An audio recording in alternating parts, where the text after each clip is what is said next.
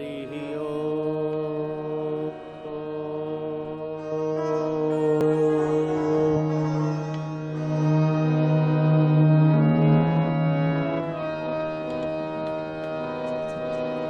विश्वानि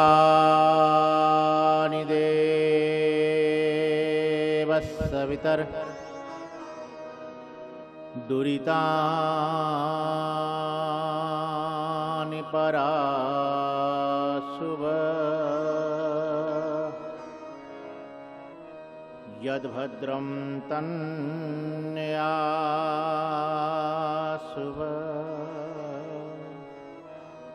ॐ शान्तिः शान्तिः शान्तिः।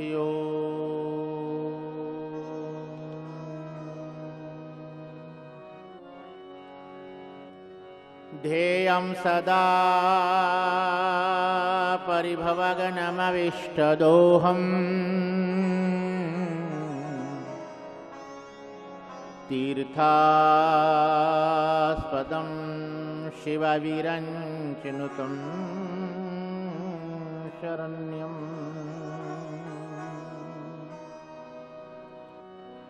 भृत्यार्त्यहं प्रणतपालभवाब्धिपोतम् वन्दे महापुरुषुते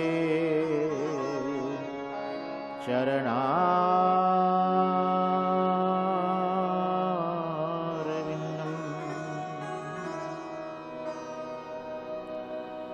नारायणं नमस्कृत्य नरं चैव नरोत्तमम्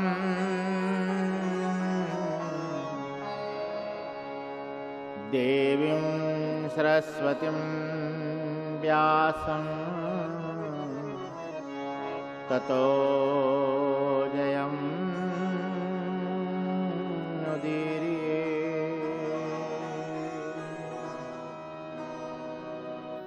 मूकं करोति वाचालं पंगुं लंघयते गिरिं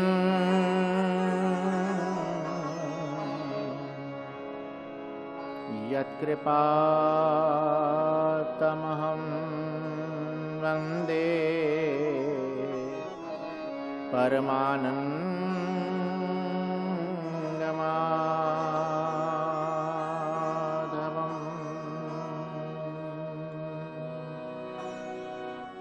गुरुर्ब्रह्मा गुरुर्विष्णुर्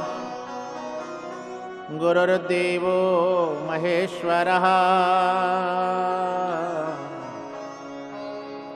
गुरुर्साक्षात् परं ब्रह्म तस्मै श्री गुरुवे नमः।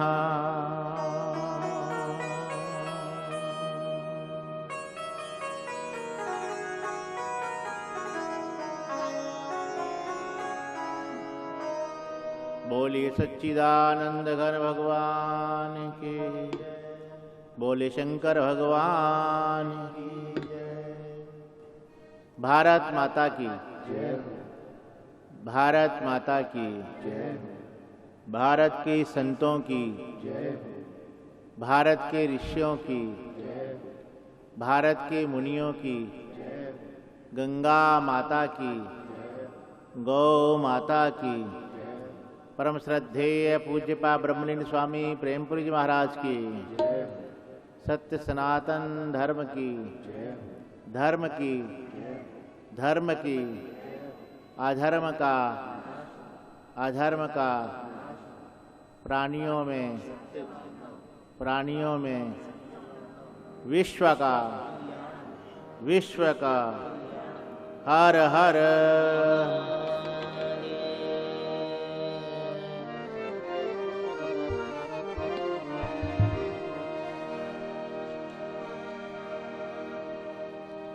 मेरे तो आधार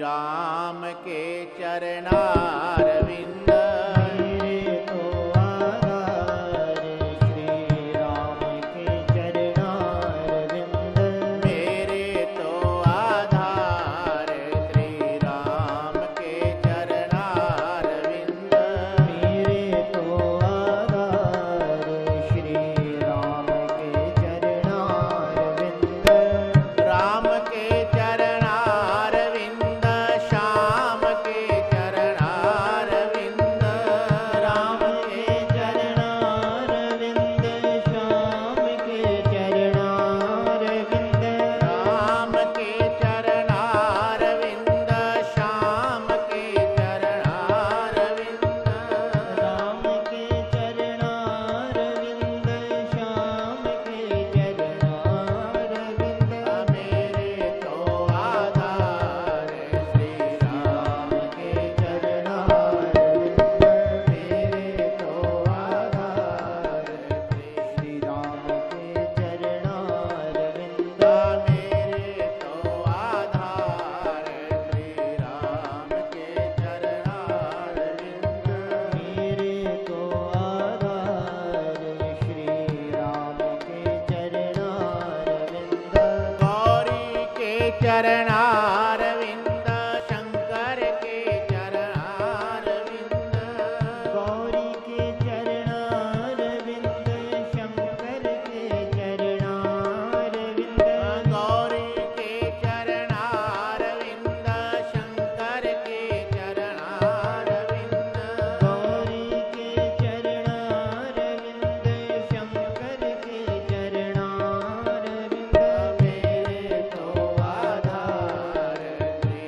राम के चरणारविंद मेरे तो आधार श्री राम के चरणारविंद मेरे तो आधार श्री राम के चरणारविंद मेरे तो आधार श्री राम के चरणारविंद गणपति के चरणारविंद दुर्गा के चरणारविंद गणपति के चरणारविंद दुर्गा के चरणारविंद गणपति के चरणारविंद दुर्गा के चरणारविंद गणपति के चरणारविंद दुर्गा के चरणारविंद मेरे तो आधार श्री राम के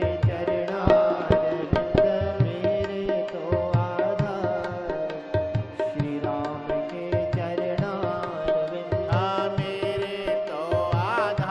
आधार श्री राम के चरणारविंद मेरे तो आधार श्री राम के चरणारविंद हनुमत के चरणारविंद सद्गुरु के चरणारविंद हनुमत के चरणारविंद सतगुरु के चरणारविंद हनुमत के चरणारविंद सद्गुरु के चरणारविंद हनुमत के चरणारविंद सतगुरु के चरणारविंद मेरे तो आधार श्री राम के चरणारविंद मेरे तो आधार श्री राम के चरणारविंद मेरे तो आधार श्री राम के चरणारविंद मेरे तो आधार श्री राम के चरणारविंद मेरे तो आधार श्री राम के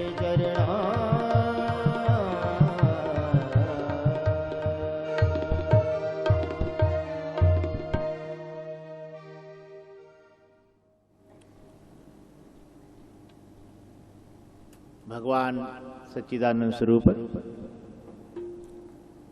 महादेव जी का वांगमया स्वरूप श्री शिव महापुराण की पावन कथा श्रवण करने के लिए उपस्थित हमारे विद्वजन संकीर्तन मंडल, हमारे मध्य में सभी प्रिय बंधुओं, चिमन भाई और महिला मंडल की हमारी धैर्य बहन और भी जितनी बहनें हैं, आज इस कथा की जो है समाप्ति है। कथा वैसे समाप्त तो होती नहीं, कभी चलती रहती है, गंगा तो बहती रहती है ना, लेकिन विश्राम होगा आज इस कथा का, विश्राम।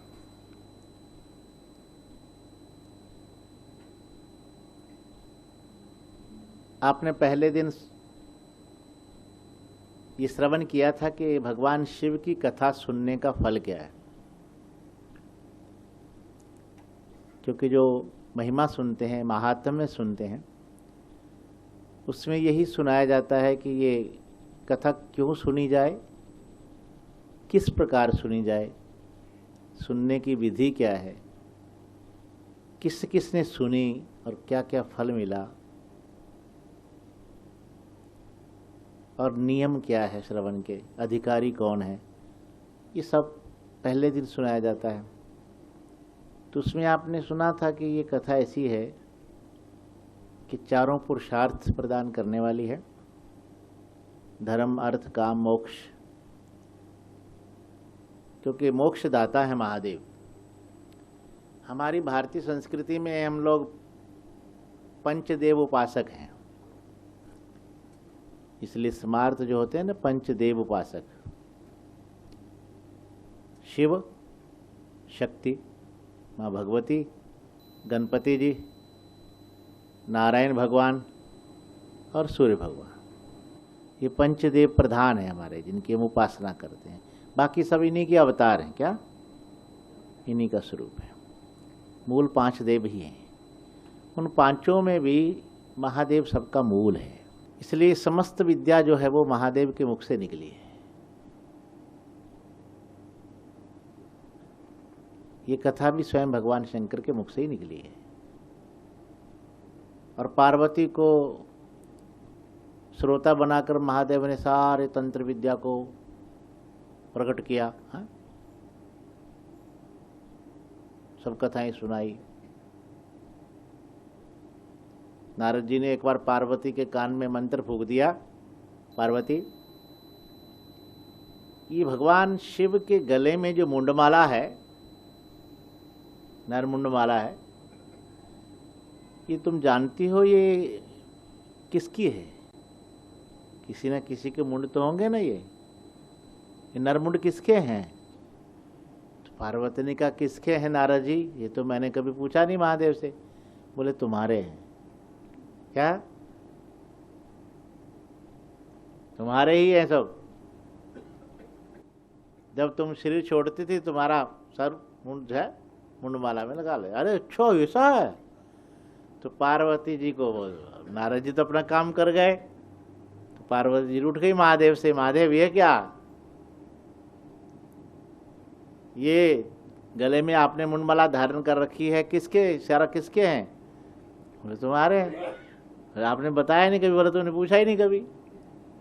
बोले अभी तक फिर मेरा उद्धार क्यों नहीं हुआ? इतने जन्म हुए क्या? तब भगवान शंकर ने कथा सुनाई। क्या? पावन कथा सुनाई। श्रोता बनी पार्वती जी। समस्त विद्याएं महादेव के मुख से निकली हैं। और ये शिव पुराण भी महादेव जी ने नंदी जी को दिया, नंदी जी ने संत कुमार को उपदेश किया, संत कुमार जी ने व्यास जी को उपदेश किया, और व्यास जी से सूर्य जी के पास आया। पहले 1,00,000 श्लोक थे इसमें, व्यास जी ने थोड़ा संक्षेप रूप कर दिया, संक्षिप्त कर दिया,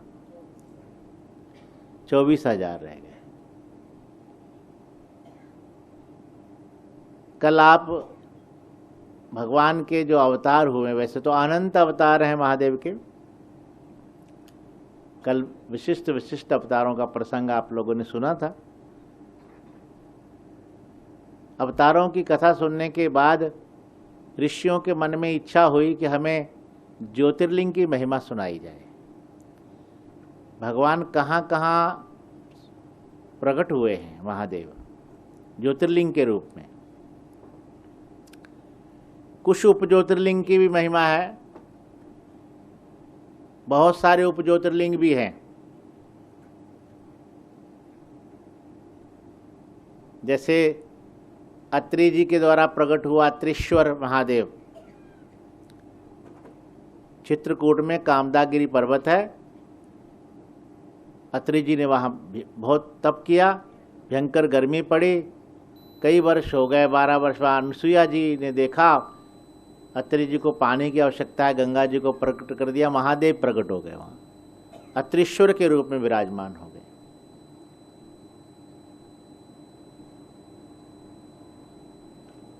ऐसे नंदिकेश्वर नर्मदा जी के तट पर, ये भी उप ज्योतिर्लिंग। एक ब्राह्मण की कन्या का विवाह हुआ, ऋषिका उसका नाम था। कुछ समय बाद ही वो विधवा हो गई। वो ऋषिका बड़ी बुद्धिमान थी, समझदार थी। उसने सोचा कोई मेरा प्रबल कर्म होगा, प्रबल पाप होगा, विवाह के कुछ समय बाद ही मेरे साथ ये शायद मेरे प्रारब्ध का फल है। अब इस जीवन में अगर मैंने अपना सुधार ना किया तो फिर ये और ज़्यादा फल भोगना पड़ेगा। अब और अधिक पाप नहीं करूँगी, बस अब तो पाप मिट जाएं ऐसा करूँगी, सब पाप समाप्त हो जाएं, संचित सब नष्ट हो जाए। तो ऐसा क्या करूं? तो उसने विचार किया महादेव जी को प्रसन्न करूं बस। तो महादेव जी की आराधना में लग गई। बस दिन रात महादेव जी का बस अभिषेक करती है, पार्थिव लिंग बनाती है, आवाहन करती है, पूजन करती है, नित्य नियम अपना जीवन महादेव की आराधना में लगा दिया। समय बीतता गया,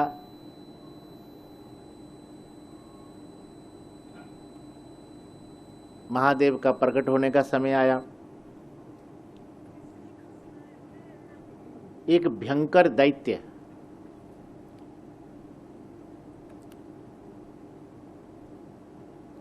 मूड नाम का दैत्य वो ऋषिका को आकर परेशान करने लगा।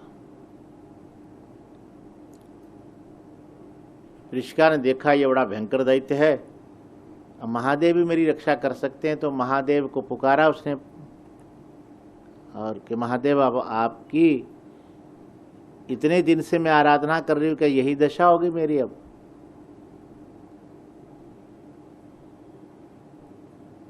तो महादेव वहीं से प्रकट हो गए। पहले तो उस दैत्य को समाप्त किया, फिर कहा ऋषिका मैं तेरी उपासना से, तेरी भावना से, तेरी भक्ति से प्रसन्न हूं, बोल अब तेरी क्या इच्छा है? उसने कहा महादेव आपका साक्षात्कार हो गया, आप प्रत्यक्ष हो गया, अब और तो क्या चाहिए? और तो कोई कामना मेरी मन में कोई जगत की कोई कामना नहीं है, मुझे संसारिक विषय बहुत कुछ नहीं चाहिए, बस एक कृपा करो आप यहाँ विराजमान हो जाओ, नित्य मैं आपका दर्शन कर सकूं और लोगों का भी कल्याण हो। तो भगवान वहाँ फिर नंदिकेश्वर के रूप में, ज्योतिर्लिंग के रूप में, और उसी समय उसके ऊपर ऐसी कृपा हुई कि गंगा जी प्रकट हो गई वहाँ। गंगा जी ने कहा कि बेटी ऋषिका तेरी भावना देखकर मैं आज प्रकट हुई हूँ। नर्मदा जी के किनारे, बिल्कुल नर्मदा कंढे।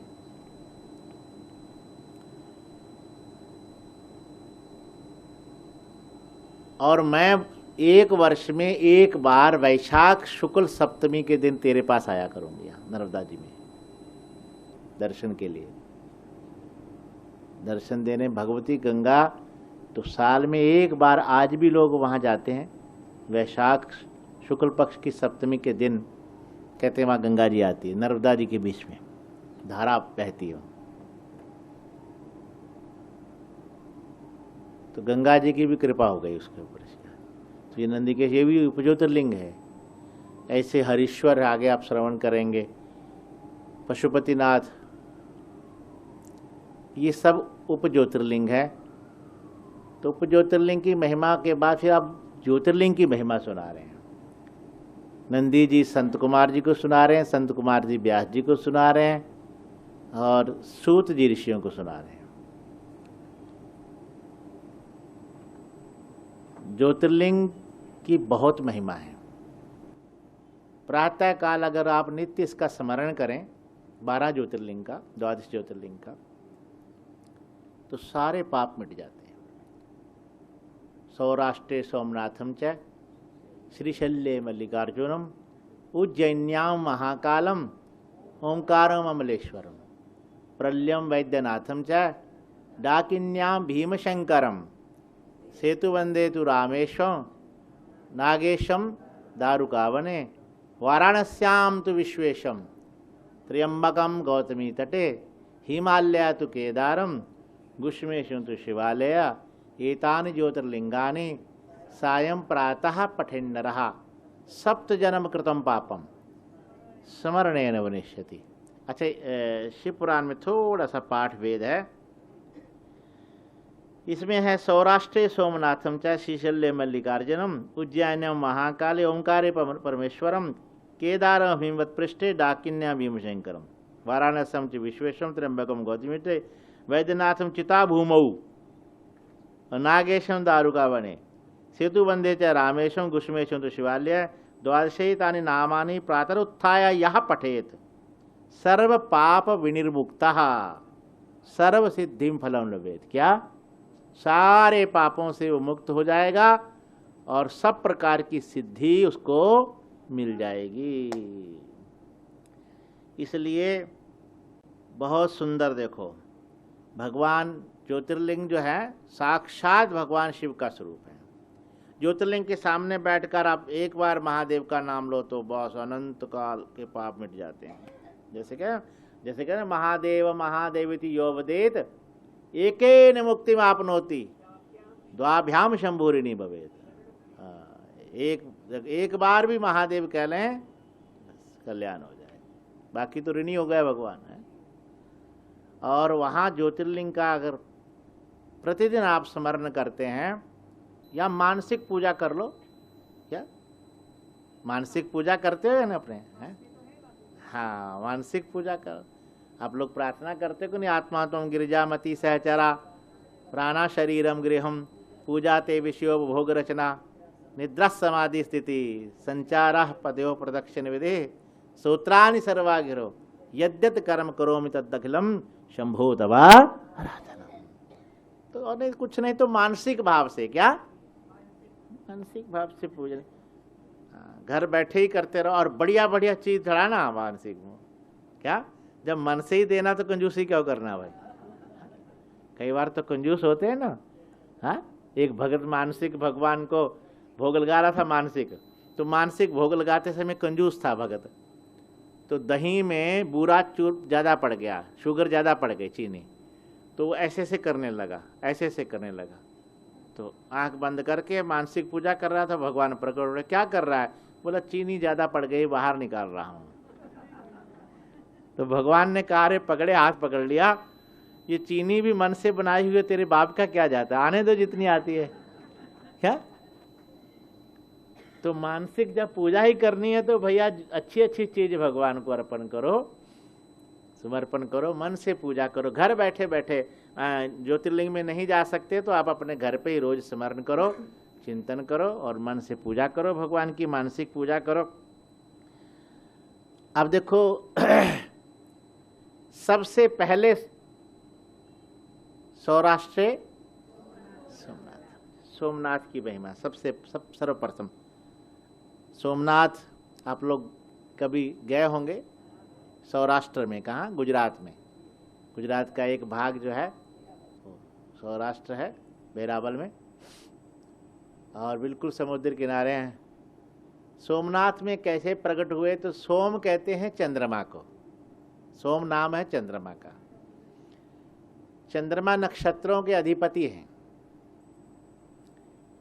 चंद्रमा के घर में दक्ष की 27 कन्याएं पत्नी के रूप में हैं, 27 बेटियां उसकी पत्नी बनी। बाद में उन्हीं के नाम से ये 27 नक्षत्र बने ना, जो 27 नक्षत्र आप सुनते हो ना, ज्योतिष शास्त्र में 27 नक्षत्र हैं, स्वाति आदि नक्षत्र जो हैं, तो ये उन्हीं की पत्नियों के नाम से हैं। तो वो 27 पत्नियां हैं। और चंद्रमा जो रोहिणी है, रोहिणी उससे ज़्यादा प्रेम करते, आसक्त है उसमें। क्या है, रोहिणी बहुत सुंदर थी और समझदार भी थी। रोहिणी तो सुंदर भी थी। रोहिणी नक्षत्र, भगवान कृष्ण का जन्म कौन से नक्षत्र में हुआ था? तो रोहिणी से बहुत ज़्यादा लगाव हुआ। तो जो दूसरी बहनें थी उनको बड़ा बुरा लगा कि भाई जब सभी पत्नियां हैं तो बराबर सबके साथ व्यवहार एक जैसा होना चाहिए, प्रेम भी एक जैसा होना चाहिए, तो ये पक्षपात क्यों? ये तो गलत बात है, पक्षपात नहीं करना चाहिए। तो उन्होंने जाकर अपने पिता को शिकायत की, प्रजापति दक्ष को, कि पिताजी ये हमारे साथ बड़ा पक्षपात करते हैं। जब देखो रोहिणी के पास बैठे रहते हैं, रोहिणी की बात सुनते हैं, हमारी बात ही नहीं सुनते। दक्ष ने बुलाया चंद्रमा को और समझाया, दामाद हैं तो बेटा ऐसा नहीं करते, देखो सबके साथ बराबर व्यवहार रखो, समता का व्यवहार, समदृष्टि तुम्हारे अंदर होनी चाहिए। ठीक है पिताजी, आगे से गलती नहीं होगी। फिर कहा, फिर एक बार फिर कहा, ठीक है अब गलती होगी, अब नहीं होगी गलती। लेकिन मन जिससे लगाव हो जाता है मन का, तो फिर मन ऐसा है ना, ये जहाँ मन किसी का रम गया, लग गया, जो चीज़ किसी के मन को, आपके मन को जो चीज़ जच जाती है तो मन में बार बार का क्या आएगा? फिर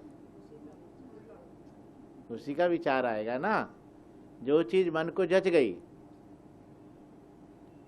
तो अब उसके मन को जो है रोहिणी अच्छी लगती है, तो बार बार फिर वही, इतना समझाने पर भी नहीं माने। दक्ष ने कहा कि इतना तुझे समझाया और तू बात नहीं मानता, तो जा मैं तुझे श्राप देता हूं, तुझे क्षय रोग हो जाए, जिसको टीबी का रोग बोलते हैं। कौन सा? टीबी। पहले तो बड़ा असाध्य था, आजकल तो चलो इसका इलाज संभव हो गया ना, पहले असाध्य रोग था। बीमारी तो ऐसी है, किसी ज़माने में जब ये टीबी का रोग आया था तो लोग बड़े भयभीत रहते थे, बचना मुश्किल हो जाता है। जैसे कोविड आया तो कैसा लग रहा था, हाँ? सब लोग छुप के बैठ गए थे, परिवार वाले भी मिलते नहीं थे। परिवार में किसी एक सदस्य को हो जाए तो वो भी उसको छोड़ देते थे, ऊपर अलग रूम में बैठा हो। कैसा वातावरण था।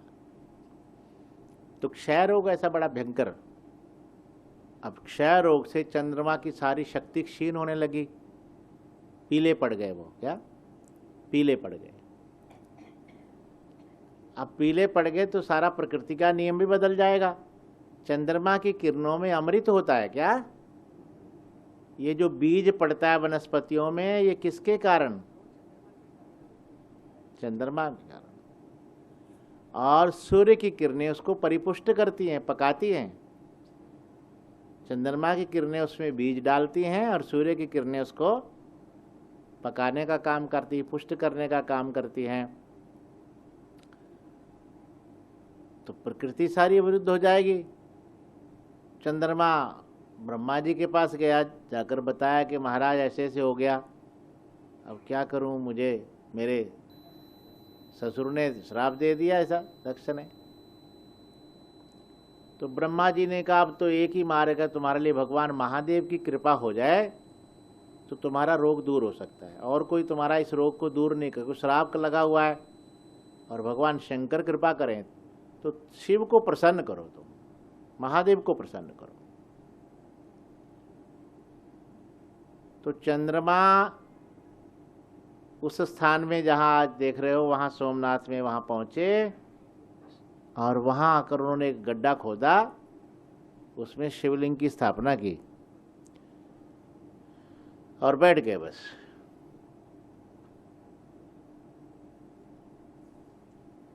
ब्रह्मा जी ने मंत्र की दीक्षा दे दी, ओम नमः शिवाय, पंचाक्षर मंत्र का जप करने लगे। 10 करोड़ जप किया उन्होंने। कितना? 10 करोड़। आप 1 करोड़ भी अगर जप कर लोगे तो समझ लो बस कल्याण हो गया, सब सिद्धियां मिल जाएंगी।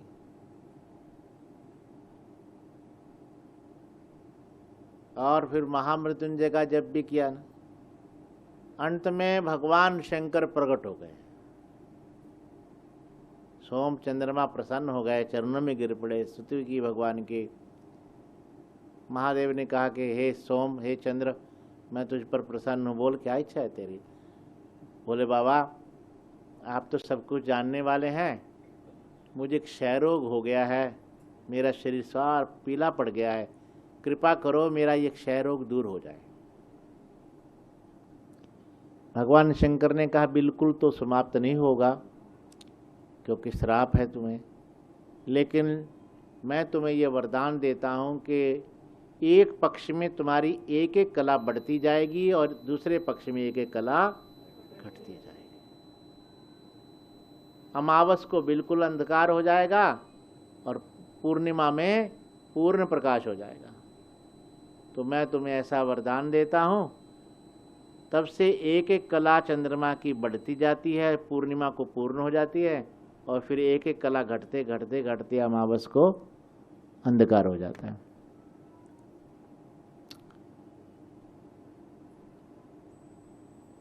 आज भी वो कुंड बना हुआ है, लोग स्नान, सोमनाथ में चंद्र कुंड है। भगवान महादेव से कहा कि प्रभु आप यहीं पर मेरे नाम से विराजमान हो, तो भगवान शंकर ने कहा ठीक है, आज से मैं सोमनाथ कहलाऊंगा। यहाँ सोम मैंने चंद्रमा और नाथ मैंने स्वामी। क्या? स्वामी, चंद्रमा के स्वामी जो हैं, ऐसे सोमनाथ महादेव ज्योतिर्लिंग के रूप में वहाँ विराजमान हो गए।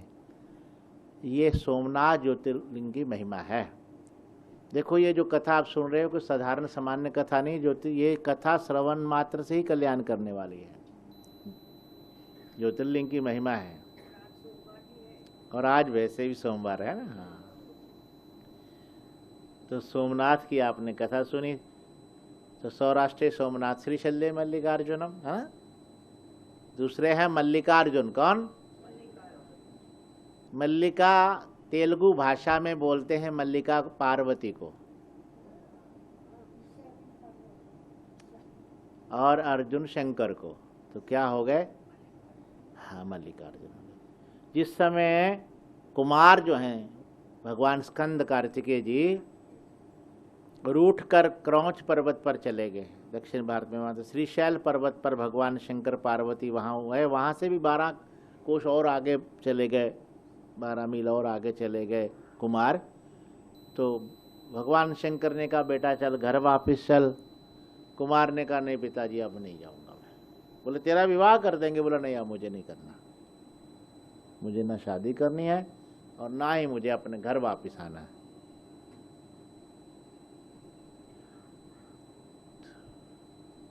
तो ठीक है बेटा, बहुत मनाया, माता पिता ने नहीं माने, तो कहा ठीक है अगर तू नहीं तो हम हर महीने तुझे मिलने के लिए।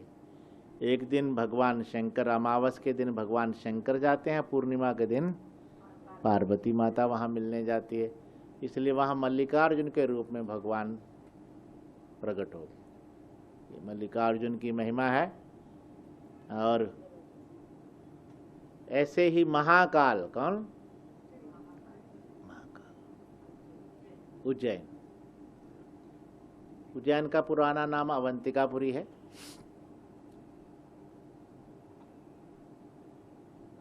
उज्जैन में एक ब्राह्मण जिसका नाम था वेद प्रिया, वैदिक था, कर्मकांडी था और भगवान शंकर का बड़ा उपासक था। महादेव की उपासना में लगे रहते थे, नित्य अभिषेक चलता रहता था। उसके घर में 4 पुत्र हैं, देवप्रिय आदि। उनके अंदर भी पिता के संस्कार, क्योंकि संस्कार तो माता पिता से ही मिलते हैं ना। जैसे संस्कार आप बच्चों में दोगे वैसे ही बच्चे हो जाएंगे। इसलिए बच्चों को अच्छे संस्कार देने चाहिए। किसी किसी घर में तो जाकर देखते हैं ना, आज ही हम बात कर रहे थे, कहीं बात चल रही थी भी, आजकल लोग कहते हैं मैनर्स, क्या मैनर्स। अब ये मैनर्स कहाँ से आते हैं? परिवार से आएंगे, सोसाइटी से आएंगे, है ना, यहीं से आएंगे ना। माता पिता जैसा बनाएंगे वैसा। सबसे पहले बच्चों को बोलना कौन सिखाता है? आजकल तो मम्मियाँ बोलती है ना, लेट बेटा ये फिंगर है, ये टीथ है, बोल। तो वैसे वैसे बोलता जाता है बच्चा, क्या। अब वही मम्मियाँ अगर कहें कि बेटा भगवान को प्रणाम करो, ऐसे अब पूजा करो, दर्शन करो, सब समझाएं, धीरे धीरे संस्कार दें, तो बच्चों में संस्कार क्यों नहीं आएंगे? जैसे बच्चों को ध्रुव बनाने वाला कौन था? उसकी माँ कौन? सुनीति। कौन? उपमन्यु को उपमन्यु बनाने वाली उसकी माँ ही थी। जैसे संस्कार डाल देंगे,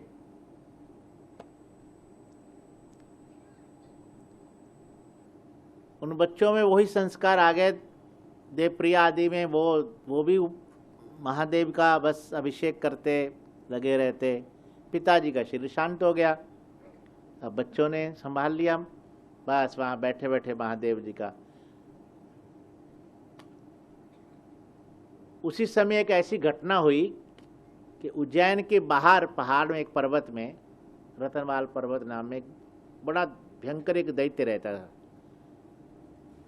रतनवाल पर्वत, उसमें बड़ा भयंकर दैत्य का नाम दूषण, और वो सबको पीड़ा देने लगा। धीरे धीरे जब उसको समाचार मिला उस ब्राह्मणों का भी ये शिव के उपासक हैं, तो वहाँ आकर जैसे ही वो उनको पीड़ा देने लगा तो उन्होंने महादेव को पुकारा। तुरंत एक ऐसी आवाज आई जैसे एटम बम फूटता है, एकदम गड्ढा हुआ और महादेव वहाँ प्रकट हो गए। वहाँ महादेव, इसलिए वहाँ नीचे में आज भी महादेव नीचे में आप देखोगे, महादेव वहाँ प्रकट हो गए। महाकाल है, महाकाल के रूप में विराजमान हो गए। उन्होंने भी कहा कि चारों भाइयों ने कि प्रभु आप हमारी इच्छा है कि आप यहीं पर विराजमान हो जाओ। तो एक तो ये प्रसंग है। एक दूसरा प्रसंग और, एक राजा चंद्रसेन हुए, वो शंकर जी के बड़े उपासक थे। दिन रात वो महादेव की उपासना करते थे और भगवान शंकर के एक गण मणिभद्र उनके मित्र बन गए। उन्होंने एक सुंदर मणि उनको दे दी। उस मणि को लेकर वो बड़े और धनाढ्य हो गए और लोगों में बड़ा प्रसिद्धि हो गई उनकी। एक दिन ऐसी घटना हुई, एक ग्वालिन दूध लेकर आती थी राजा के यहाँ। उसका एक छोटा सा बालक उसने देखा तो उसके अंदर कोई संस्कार जाग गए, पिछले संस्कार। क्या संस्कार भी कई जन्मों से जन्म पिछले, देखो संस्कार या तो पूर्व जन्म से आते हैं या पेरेंट्स देते हैं, माता पिता सिखाते हैं ना। बच्चे को जो है मैनर्स कौन देगा, संस्कार कौन देगा? माता पिता देंगे। बोलना सिखाएंगे, चलना सिखाएंगे, हैं, सब कुछ करेंगे। और तीसरे नंबर पे संस्कार सोसाइटी से मिलेंगे। जिस संघ में जाएंगे, आप जैसा संघ करेंगे वैसा ही आपका रंग बन जाएगा, आपकी बुद्धि बन जाएगी, वैसे बनानी नहीं पड़ेगी। आपको लगेगा यही सही है। शराबी को ये लगता बस यही सही है। जुआ खेलने वाले को क्या लगेगा? उसको लाख समझाओगे तो भी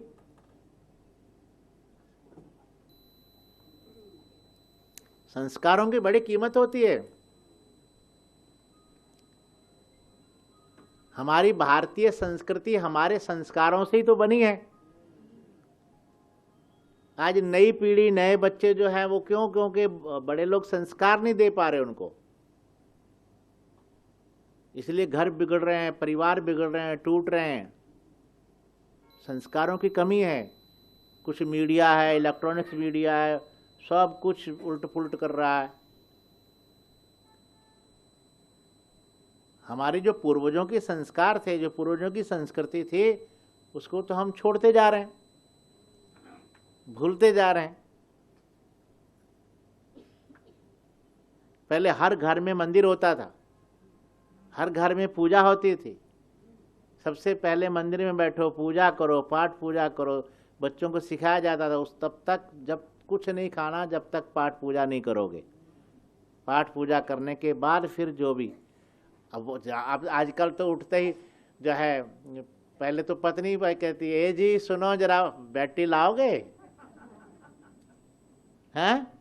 तो वो बेचारा बैटी बना के ला रहा है।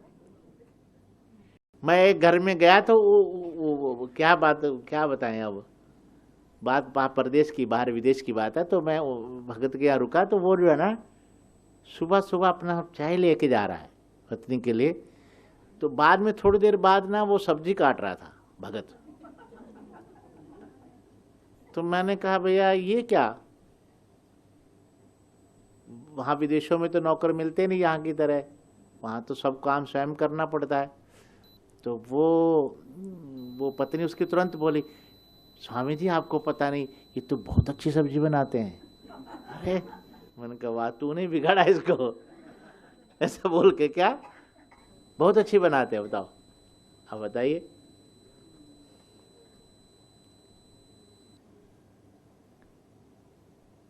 तो संस्कार जो होते हैं उनकी बड़ी कीमत होती है।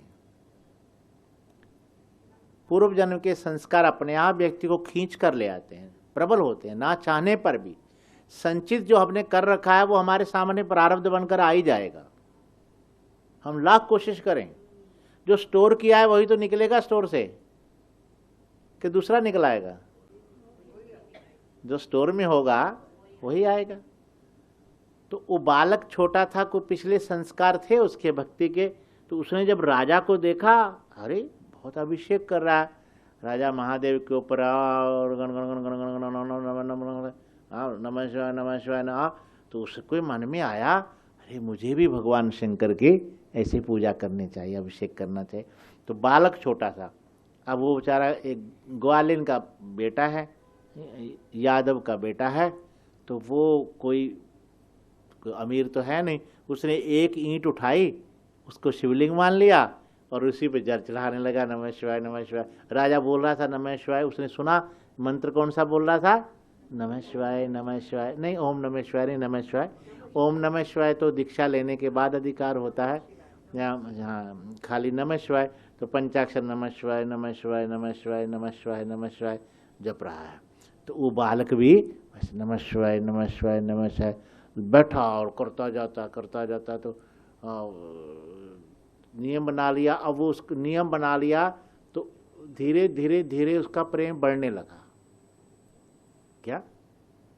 जैसे जैसे भाव बढ़ने लगा तो समय भी ज़्यादा लगने लगा। ऐसा होता है ना।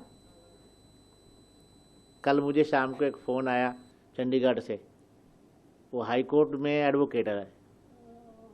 तो मुझे कहने लगा, स्वामी जी मैं जो साधना करता हूँ, जो जप करता हूँ, तो अभी 1 घंटा बैठता हूँ, तो अब मेरी इच्छा होती है कि मैं क्या ज़्यादा बढ़ाऊँ, 2 घंटे 2.5 घंटे। तो बहुत अच्छा है, अगर तुम्हारा मन में प्रेम है तो अधिकस्य अधिकम फलम, अधिक का फल तो अधिक ही होगा, तो बढ़ाओ, कोई बात नहीं।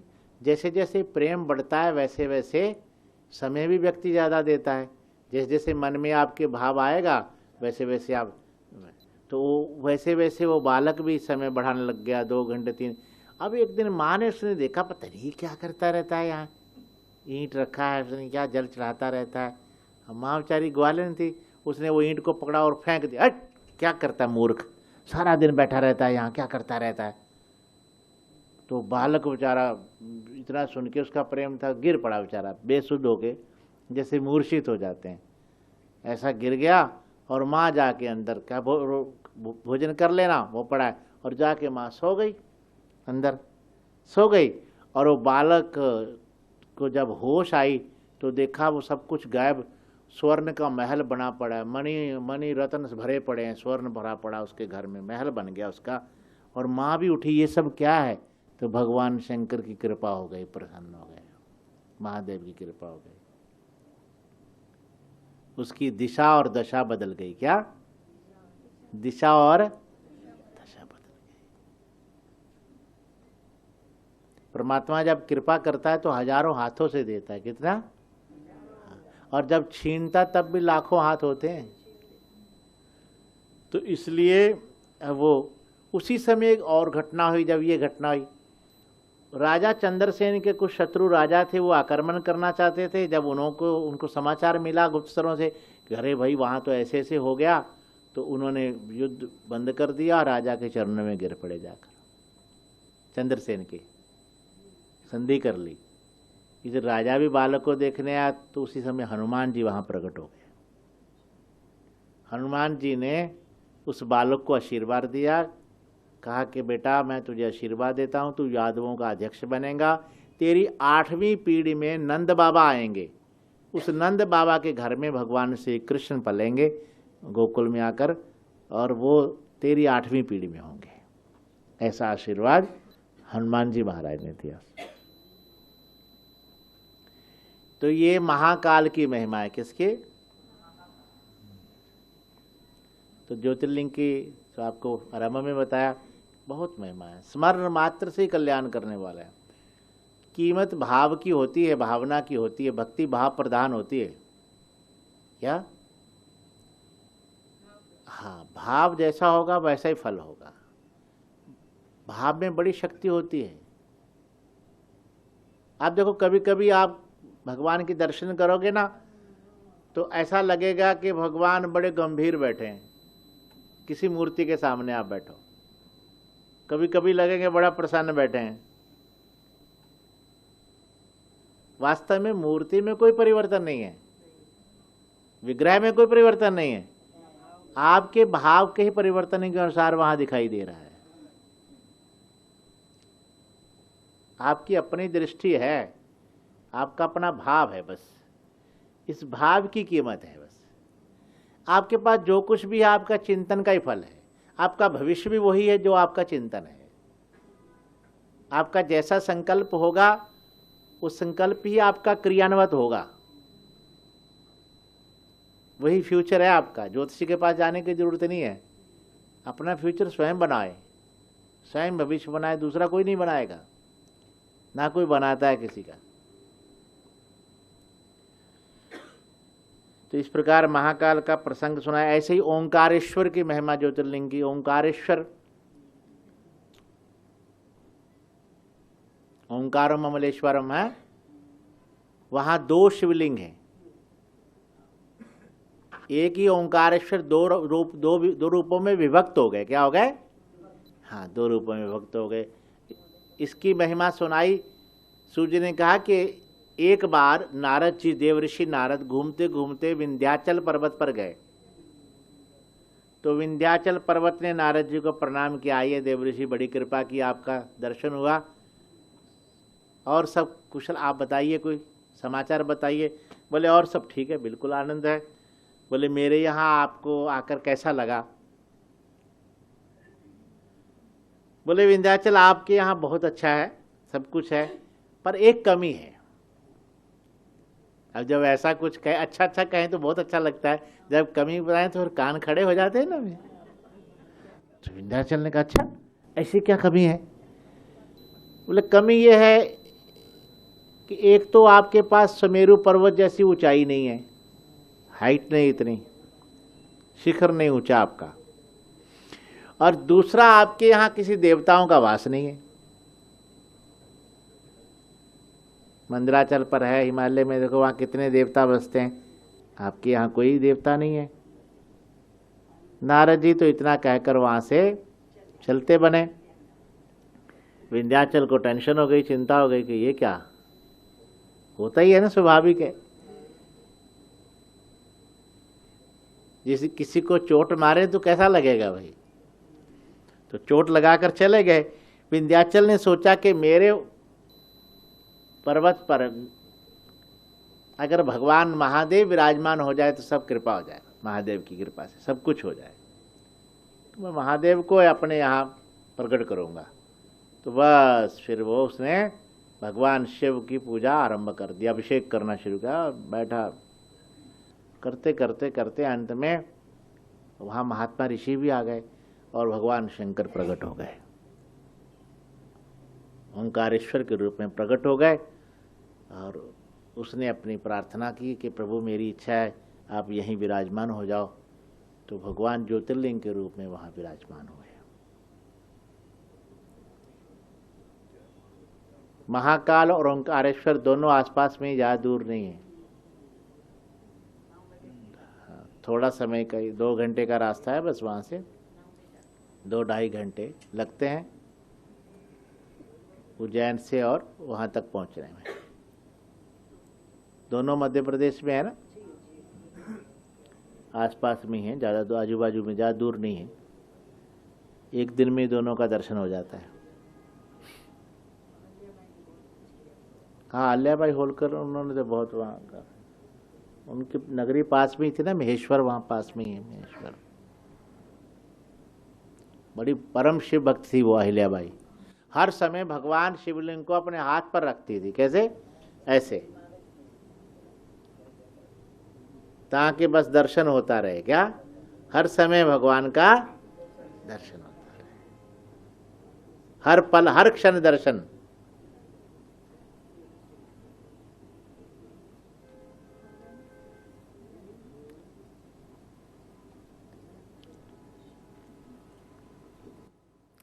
ऐसे ही केदारनाथ की महिमा, केदारेश्वर, बद्रीनाथ में नर और नारायण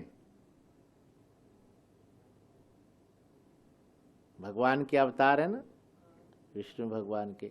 धर्म की मूर्ति नाम की जो पत्नी थी, उससे इनका जन्म हुआ था, नर और नारायण का। आप कभी बद्रीनाथ जाओगे तो वहां देखोगे 2 पहाड़ की जो चोटियां हैं, एक को नर बोलते हैं, दूसरे को नारायण बोलते हैं। वही यहाँ नर तप करते थे, वहाँ नारायण करते थे।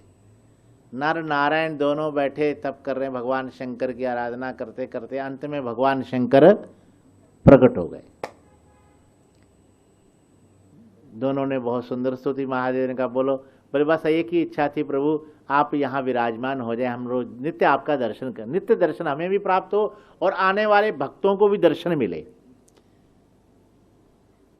तो केदारनाथ में भगवान कहते हैं वहां पांडव गए और पांडवों ने पीछा किया, भगवान महेश के रूप में भागे आगे। तो पृष्ठ भाग और अग्रभाग नेपाल में जाकर पशुपति में वहां जाकर निकला होगा। तो केदारनाथ तो भाई उत्तराखंड की पावन पवित्र भूमि में, अब तो वहाँ बहुत कुछ बन गया। पहले तो बड़ा भयंकर विकट रास्ता था, मार्ग था। हम लोग बहुत साल पहले जब छोटे से तब गए थे तो वहाँ तो छोटा सा मार्ग होता था, चलना भी मुश्किल होता था। अब तो वहाँ अब हेलीकॉप्टर से भी जा सकते हैं, सुविधाएं बहुत हो गई हैं, धीरे धीरे सुविधाएं होती जा रही हैं, रास्ता बन गया, अभी अच्छा रास्ता बन गया। तो लेकिन पहले बहुत विकट रास्ता था। आज से 100 साल पहले तो लोग जब चारों धाम जाते थे तो पूरे गांव को मिलके जाते थे कि भैया पता नहीं वापस आना है कि नहीं आना। क्या वापस आ पाएंगे कि नहीं आ पाएंगे, ऐसा था 100 वर्ष पहले जब चारों धाम की कोई यात्रा करता था। बस अंतिम राम राम बोल के जाते थे, भैया अंतिम प्रणाम स्वीकार करो। क्या पता नहीं वापस आएंगे कि नहीं आएंगे। तो केदारेश्वर की महिमा बताई। फिर भीमशंकर, हाँ आप भीमा शंकर बोलते हो, भीमशंकर है वैसे, लेकिन भीमा शंकर ज़्यादा बोलते हैं, भीमशंकर। वो तो यहीं पास में ही है, महाराष्ट्र में ही है, कुछ ज़्यादा दूर नहीं है। कहते हैं कि वो बड़ी विचित्र भूमि थी, कामारू भूमि थी, कामारू देश था। सुदक्षिण नाम का वहाँ राजा था। और जंगल में एक करकटी नाम की राक्षसी रहती थी, करकटी। उसके पति का नाम था विराध। भगवान राम ने उसको मार दिया था। तो बाद में कभी कुंभकर्ण आया और उसके द्वारा उसके घर में पुत्र पैदा हो गया, भीमासुर। उसका नाम था भीमासुर। और कुंभकर्ण की तरह बड़ा बलवान था, बड़ा शक्ति वाला था। और वो बड़ा होने पर उसने अपनी माँ से पूछा, माँ मेरे पिता का नाम क्या है, पिता कहाँ है? तो उसने बताया कि बेटे तेरे पिता तो कुंभकर्ण थे, राम जी ने उनको मार दिया। पहले मेरे पति विराट थे, उनको भी राम जी ने मार दिया। तब उसने सोचा कि ये देवता हमारे शत्रु हैं। तो ऐसी दुर्बुद्धि आ गई, उसने ब्रह्मा जी से वर प्राप्त किया और बड़ी शक्ति ली और शक्ति प्राप्त करके पीड़ा देने लगा। सबको कहा कि कोई भक्ति नहीं करेगा, कोई मंदिर नहीं जाएगा, कोई पूजा नहीं करेगा, बस सब देवता ऐसे हैं। बुद्धि भ्रष्ट हो गई। क्या हो गई? बुद्धि भ्रष्ट हो गई। खेल तो सारा बुद्धि का ही है ना भैया। देवता जब किसी का उत्थान करते हैं तो उसकी बुद्धि का उत्थान कर देते हैं, क्या? और जब किसी का पतन करते हैं तो बुद्धि का पतन कर देते हैं। बुद्धि नाश हो, बुद्धि नष्ट हो गई तो बस नष्ट हो गया। खेल तो बुद्धि का ही है ना,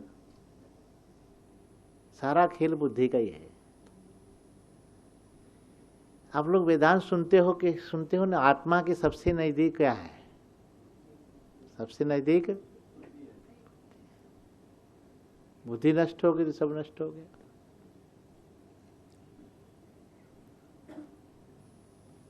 अब वो सबको पीड़ा देने लगा। ऐसे उसने, जो उस देश का राजा था, कामारु देश, उस समय कामारु देश बोलते थे, और सुदक्षिण नाम का राजा, सुदक्षिण नाम के राजा को पकड़कर कैद कर लिया उसने। और वो शंकर जी का भक्त, परम भक्त महादेव जी का, उसका नियम था कि नित्य वो रुद्राभिषेक करता था। नित्य रुद्राभिषेक करना, शिव सहस्त्र नाम स्तोत्र का पाठ करना। भगवान के 1000 नाम जो है, आगे शिव पुराण में अभी कथा में आएंगे, भगवान विष्णु भी शिव सहस्त्र नाम स्तोत्र का पाठ करते थे। तो वो 1000 मंत्र का जप करते और अपना अभिषेक, रुद्राभिषेक चलता रहता। नियम था राजा का। वो कारागार में, जेल में बैठकर भी उन्होंने वो नियम चालू किया।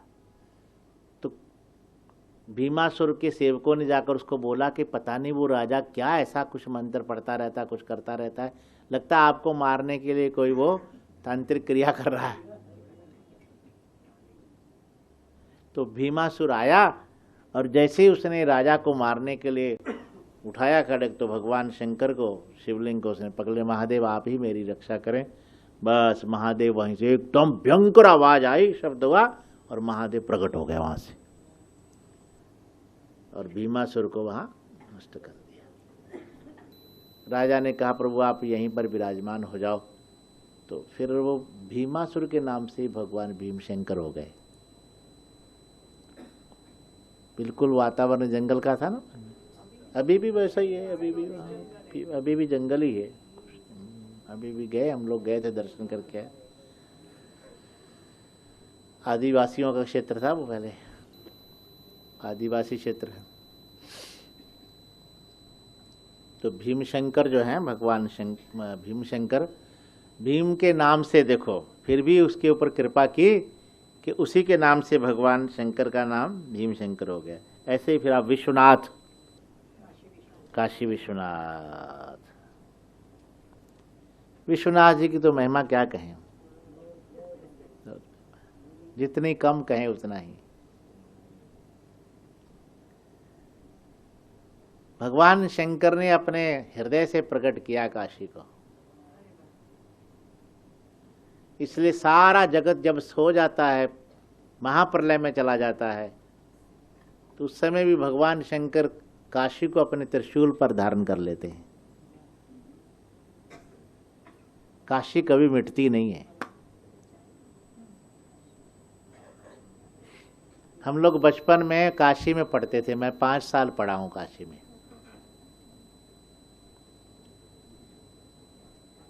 छोटे छोटे होते थे हम लोग विद्यार्थी जीवन में। हमारे साथी कई, मोनानंद जी, हम लोग साथी थे, सब लोग साथ ही पढ़ते थे। सन 82 से लेकर 85 तक हम वहाँ रहे।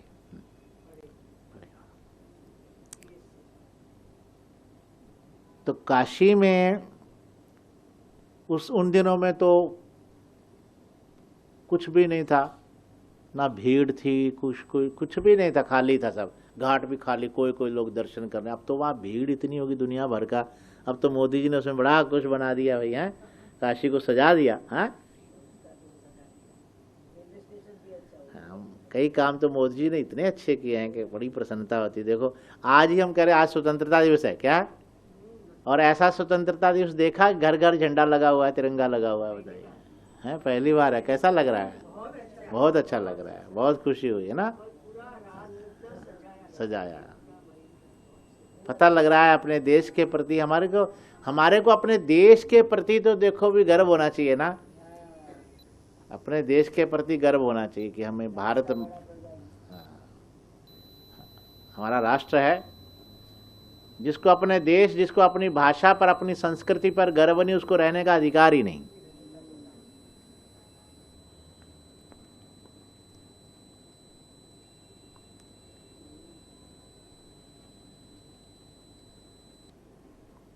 तो काशी विश्वनाथ भगवान शंकर की नगरी है काशी। काश्यते प्रकाश्यते ज्ञानम, जहां ज्ञान का प्रकाश होता है वो काशी है। काशी प्रकाशिका है, ज्ञान प्रकाशित कर देती है। वहां तो रिक्शा चलाने वाले भी संस्कृत बोलते हैं। काशी है, ज्ञान का केंद्र है। क्या है? 3 विश्वविद्यालय वहां, 3 विश्वविद्यालय, संपूर्णानंद संस्कृत विश्वविद्यालय, BHU बनारस हिंदू विश्वविद्यालय, काशी विद्यापीठ, ज्ञान का केंद्र है।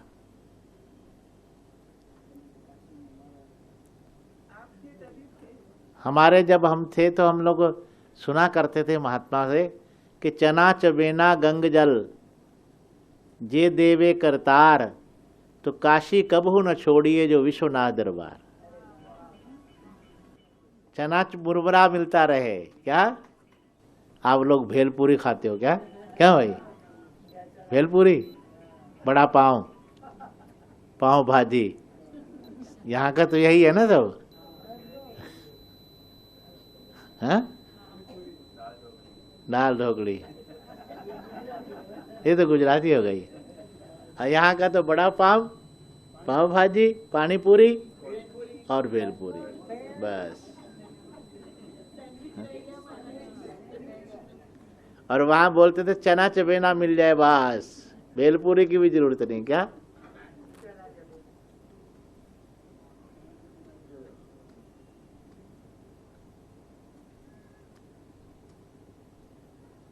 तो विश्वनाथ जी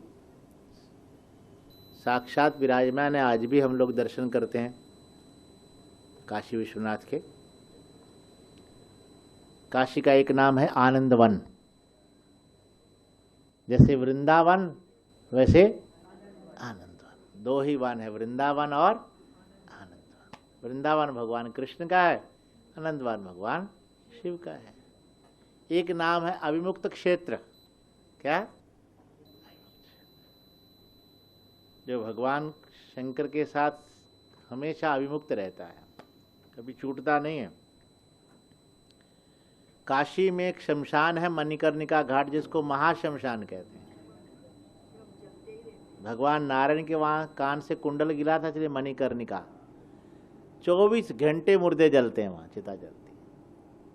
और काशी में जो मर जाता है, भगवान उसके कान में तारक मंत्र देते हैं। रामकृष्ण परमहंस काशी में गए, तो काशी में गए तो वहां पर वो जैसे ही मणिकर्णिका घाट पर पहुंच गए तो उनकी भाव समाधि लग गई।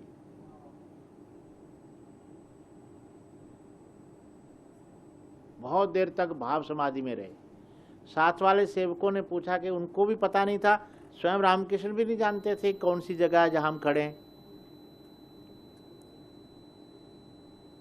तो अचानक उनके सेवकों ने पूछा कि महाराज, शिष्यों ने पूछा कि क्या आप एकदम भाव समाधि में कैसे चले गए? बोले मुझे समझ नहीं आए, मैं जहाँ यहाँ खड़ा हूँ तो मैंने एकदम जैसे भाव में क्या देखा, एक शव पड़ा है और शव के कान में भगवान शंकर तारक मंत्र का प्रदान कर रहे हैं। भगवान शंकर तो बाद में सबको पता ये तो मणिकर्णिका घाट है, ऐसा स्थान है। काशी के अंदर पंचकोश के अंदर जो व्यक्ति मर जाता है, जिसके प्राण निकल जाते हैं, उसको कभी यम यातना नहीं भोगनी पड़ती। अगर महापापी मर जाए तो भैरव यातना है, भैरव यातना थोड़े समय में भोग के उसके छुटकारा हो जाता है। लेकिन काश्यात बहुत थोड़े में, सूक्ष्म में, काश्यात मरणात मुक्ति, मरने से है वहाँ मुक्ति हो जाती है, निश्चित बात है, भगवान शंकर की कृपा हो जाती है। इसलिए जो 7 पुरियाँ अयोध्या, मथुरा, माया, काशी, कांची, अवंतिका, पुरी, द्वारावती चैव सप्तेते मोक्षदायिका, उसमें सबसे श्रेष्ठ पुरी जो है वो काशी जी है। पुराने लोग काशी जरूर दर्शन करने जाते थे, तो काशी जरूर जाएंगे। तो काशी में भगवान विश्वनाथ साक्षात विराजमान है, अन्नपूर्णा भगवती है सामने। हम लोग जब रहते थे बचपन में तो नित्य नियम था रोज भगवान शंकर और अन्नपूर्णा के दर्शन करके बस फिर आना। तब तक चाय वाय कुछ नहीं, पाठ पूजा करके शंकर जी के यहाँ दर्शन जल चढ़ा के महादेव के यहाँ फिर अन्नपूर्णा, सामने अन्नपूर्णा के दर्शन करने। उसके बाद उसमें भीड़ थी नहीं, खाली पड़ा रहता था, कोई कोई लोग होते थे। अब तो वहाँ लाइनें लगी हुई हैं दर्शन करने के लिए, क्या बड़ा समय लगता है, बड़ा, अब तो भीड़ ही भीड़ हो गई। उस समय कुछ नहीं था क्या? तो काशी विश्वनाथ की तो बहुत महिमा है, जितनी कहें उतनी कम है। ऐसे त्र्यंबकेश्वर, ये भी महाराष्ट्र में, कहाँ, नासिक के 30-40 किलोमीटर की दूरी पर जो है ब्रह्मगिरि नाम का पर्वत है। कौन सा पर्वत है? वहां पर महर्षि गौतम रहते थे। उनकी पत्नी का नाम अहिल्या, गौतम ऋषि की पत्नी का नाम अहिल्या। तो वहां वो रहते थे। तो अचानक एक ऐसा समय आया कि भयंकर अकाल पड़ गया। पहले लोग कहते थे कभी कभी ऐसा समय आता है कि कुछ साल के लिए अकाल ही पड़ जाता है, फिर कुछ नहीं होता। क्या कभी कभी तो ऐसा भी कई वर्ष तक अकाल पड़ जाता था, एक बूंद भी पानी नहीं गिरता था। तो ऐसा भयंकर वातावरण, अकाल पड़ गया। तो कुछ लोग आसपास वाले महर्षि गौतम की शरण में आए कि महाराज कुछ करो। तो महर्षि गौतम ने वरुण देव का उनका स्मरण किया, उनको पुकारा और वरुण देव का आवाहन करके उनको प्रकट किया। वरुण देव प्रकट हो गए। वरुण देव ने कहा कि महर्षि मैं प्रसन्न हूँ, बोलिए क्या चाहिए आपको? बोले वर्षा कर दो, बरसात कर दो। बोले नहीं, ये नहीं हो सकता, ये मेरे हाथ में नहीं, मैं बंधा हुआ हूँ, कुछ और मांग लो आप। तो बोले ठीक है, हमें ऐसा ही कोई जल दे दो कि हमारे यहाँ जल की कमी ना रहे।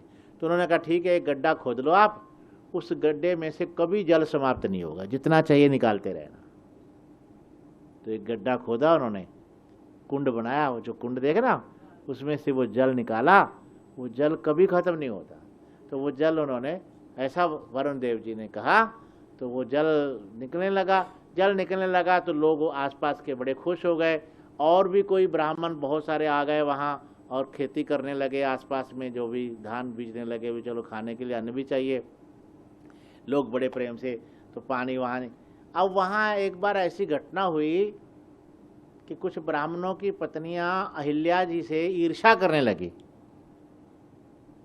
कि ये सबसे पहले आके पानी भरती है, क्या हुआ? तो उन्होंने अपने अपने पतियों से, ब्राह्मणों से जाकर कहा कि देखो वो जो है ना अहिल्या, गौतम जी की पत्नी, वो हम लोगों को कुछ समझती नहीं है, और ऐसे झूठ बूठ बातें बनाकर ब्राह्मणों को भड़का दिया कि कुछ ऐसा करो कि गौतम ऋषि यहाँ से चला जाए, अहिल्या चले जाए। देखो जिन्होंने ऐसा किया, बस बुद्धि की बात थी, तो उन्होंने जब ऐसा कहा तो बोले ठीक है, कुछ ऐसा किया जो गणपति जी की विनायक भगवान को प्रसन्न किया उन्होंने, गणेश जी को। गणेश जी प्रकट हो गए, बोले क्या बात है? बोले महाराज कुछ ऐसा करो कि गौतम ऋषि के कलंक लग जाए और वो यहाँ से चला जाए। गणेश जी ने कहा देखो ये दुर्बुद्धि रखना अच्छा नहीं है। क्या? जब कोई किसी का बुरा सोचता है तो उसका बुरा पहले हो जाता है। क्या बुरा सोचने वाले का उसका बुरा तो हो ना हो, इसलिए अगर तुम ऐसा गलत कर सोच रहे हो तो उसका फल, उसका परिणाम अच्छा नहीं होगा, तुम्हारे लिए उसका परिणाम भोगना पड़ेगा। तुम जो ये ऐसा विचार करो, अभी भी मैं तुमको समझाता हूं कि ये विचार बंद कर दो। ठीक है, तुमने मुझे प्रसन्न किया, प्रकट किया, मुझे तुमको कुछ ना कुछ देके तो जाना ही पड़ेगा, लेकिन तुम्हारा विचार गलत है। गणेश जी ने बहुत समझाया, लेकिन वो कहने लगे टस से मैं नहीं महाराज, कुछ करो आप, कलंक लगाओ उनको। बोले ठीक है, फिर नहीं मानते तुम्हारी इच्छा। तो गणेश जी ने एक गाय का रूप धारण किया और गौतम ऋषि के खेत में चले गए। जहाँ उनका खेत था वहाँ गाय चरने लगी। गौतम जी आए, उन्होंने गाय को निकालने के लिए ऐसे छोटा सा कोई जैसे उखाड़ कर को तिनका, और तिनके से ऐसे करते हैं हटाने के लिए, बस वो बहाना चाहिए था, तिनका स्पर्श किया हट हट, तो वो गाय गिर गई, वहीं प्राण निकल गए। और ऋषि लोग तो देख ही रहे थे मौका, भाग कर आए, अरे गो हत्यारा, गो हत्यारा, गो हत्यारा। बस तुम गो हत्यारे हो, तुमने गाय का हत्या की है, महापापी हो तुम। महर्षि गौतम ने विचार किया कि मैंने तो गाय को मारा ही नहीं, मैं तो बाहर निकालने के लिए खाली हाँक रहा था उसको, और वो चलो प्रभु की इच्छा है, होई सोई जो राम रचि राखा। लेकिन गौतम ऋषि जी का मन बहुत दुखी हुआ। उन्होंने ब्राह्मणों की सभा हुई, बोले भैया तुम लोग ये बताओ कि मुझे इसका प्रायश्चित क्या करना है, प्रायश्चित बताओ। ब्राह्मण तो चाहते ही थे निकालना। वो कहने लगे प्रायश्चित ये है, 3 बार पूरी पृथ्वी की परिक्रमा करो, फिर 108 बार ये ब्रह्मगिरी की परिक्रमा करो, और ये घोषणा करो अपने मुख से बोलते जाओ, मैं गो हत्यारा पापी हूं, मैं गाय हत्यारा पापी हूं, मैं गो हत्यारा। या फिर दूसरा एक और उपाय है। बोले दूसरा क्या है? बोले गंगा जी को प्रकट करके स्नान करो और 1 करोड़ पार्थिव लिंग बनाकर पूजा करो महादेव की। ये दूसरा मार्ग है। गौतम ऋषि ने कहा ठीक है, ये दूसरा मार्ग ठीक है। अपने आप को मैं गो हत्यारा कहूँ, क्यों कहूँ? मैंने तो गाय हत्या भी नहीं की। महादेव जी के 1 करोड़ पार्थिव लिंग बना के पूजा करूंगा, गंगा जी को प्रकट करूंगा। बस बैठ गए फिर महर्षि गौतम और महादेव जी का पार्थिव लिंग बनाते, अभिषेक करते, 1 करोड़ शिवलिंग बनाए। अंत में महादेव प्रकट हो गए। बोले त्र्यंबकेश्वर भगवान की, त्र्यंबकेश्वर प्रकट हो गए। त्र्यंबकेश्वर के रूप में भगवान वहां प्रकट हुए। भगवान ने कहा हे गौतम ऋषि, मैं जानता हूं आपके मन की बात, उन ब्राह्मणों ने आपके साथ बुरा किया है, गलत किया, उनको कहो तो मैं अभी उनको नष्ट कर दूं। बोले नहीं महाराज, जो होना था हो गया, ठीक है। आप प्रकट हुए और मेरी इच्छा है कि गंगा जी भी, तो गंगा जी का स्मरण किया, गंगा जी भी प्रकट हो गई। वहां गौतमी गंगा कहलाई। क्या? गौतमी गंगा, गोदावरी, अब गोदावरी हो गई। तो गौतमी गंगा प्रकट हो गई और गंगा जी ने स्नान किया। गंगा जी प्रसन्न हो गई, महादेव से कहा कि आप यहीं विराजमान हो जाओ। वो ब्राह्मण आए तो गंगा जी गुप्त लुप्त हो गए उनके लिए कि तुम पापी हो, तुम्हारे को स्नान नहीं मिलेगा। फिर गौतम ऋषि ने कहा नहीं माँ भगवती, ऐसा मत करो। उस समय इनकी बुद्धि ऐसी हो गई थी, मैंने तो क्षमा कर दिया। तो फिर गंगा जी प्रकट हुई, सब उन्होंने क्षमा मांगी, सबने महर्षि गौतम से सबने क्षमा मांगी। खैर जो भी हो, लेकिन त्र्यंबकेश्वर की बड़ी महिमा है। और वहाँ भी जिस समय 12 साल के बाद वहाँ कुंभ का मेला लगता है। क्या लगता है? 4 स्थान में महाकुंभ लगता है ना, हरिद्वार, प्रयागराज, उज्जैन और नासिक। तो वहाँ भी महाकुंभ का मेला लगता है।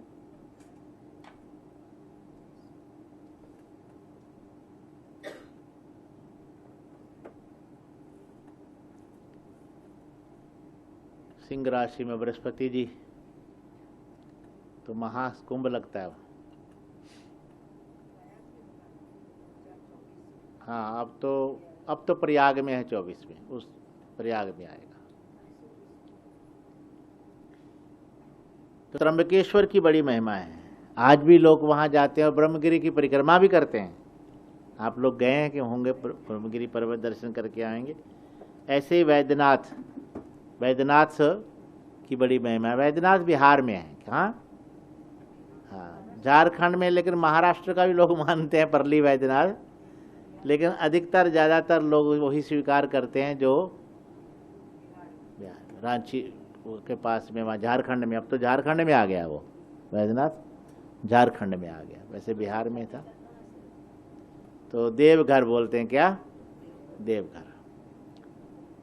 कहते रावण ने भगवान शंकर की आराधना की, और यहाँ तक रावण जो था बड़ा हठी था, एक सर काटा और भगवान शंकर पे चढ़ा दिया।